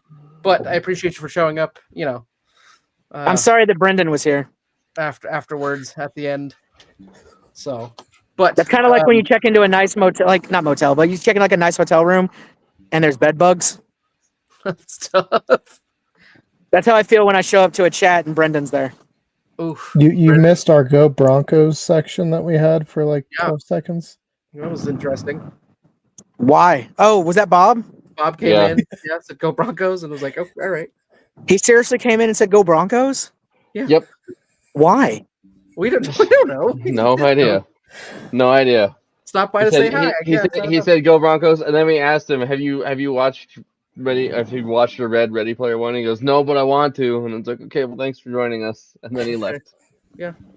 Go Broncos, and that was it. Okay, cool. Bye. Go watch it on But- Netflix. Yeah. Anyways, anything So else? Keegan, we I've been should say thinking about while we're disassociating live? myself with this channel. Anything else we should say before we go off air? I think we've covered it. Like Nick said, we'll be back next month with A Christmas Carol, a classic, and Wizard Hold of on. Oz. Hold on. I would like to suggest something. If it's okay with Nick. Nick, you're going to be the say in this, all right? Okay. As we have made a point several times of when we read the books, usually, we'll talk a little bit about the movie. Can we say the official adaptation that we're going to watch and talk about along with the movie is The Muppets Christmas Carol? I've never seen the Muppets Christmas Carol. It's My the best favorite, one. Better. my favorite film adaptation of A Christmas Carol is the one with Patrick Stewart, though. I'm telling you right now, no bullshit, like 100% honest. Say what I think you're gonna say, David. Please. The Muppet Christmas Carol is legit the best adaptation they've ever made of the Christmas Carol. Absolutely correct. That I'm ding, not ding, even ding. kidding you. We have a winner. I'm so serious about that. I will watch it. I will watch it for this particular discussion. Okay, no, you will adore it. It is probably the best Muppets movie they've ever made. Yes. I'm And not that's even a high fan of praise the because a Muppets. lot of the Muppet stuff is really good. Like I they've was gonna done say- great works. I was like, But a I lot of the think- movies are actually good though, David. So Yeah. that's saying something for Yeah, sure. in my opinion, it is legitimately like a 10 out of 10 Christmas movie. And they do an extremely good job of adapting the literature. Like, you wouldn't think so, but they absolutely do. Oh, I think it's because Jim Henson was a purist, like to some degree. So I think dude, he was gone before this. you think so? No, I'm pretty positive he was. I'm curious. I'm curious. I will watch a Muppets Christmas Carol for this. I promise you, you'll like it. Wait until we get closer to like Thanksgiving to watch it just to get in the season, but it's definitely my favorite version. My family David and I is correct. already He watched a was Christmas movie. he was passed away. Yeah, Jim was already gone before they even talked because I don't think they'd started doing the literature stuff like Treasure Island and things. Because Treasure Island's amazing too. Yes, it is. Like, okay, I'll give you the best example that I hear people talk about. Nick, did you ever see Treasure Island Muppets? Nope, I'm not a Muppets fan. That's fine. Okay, so I know we got it. We're running this quick, so I'll just tell you this real quick, and people can comment if they agree.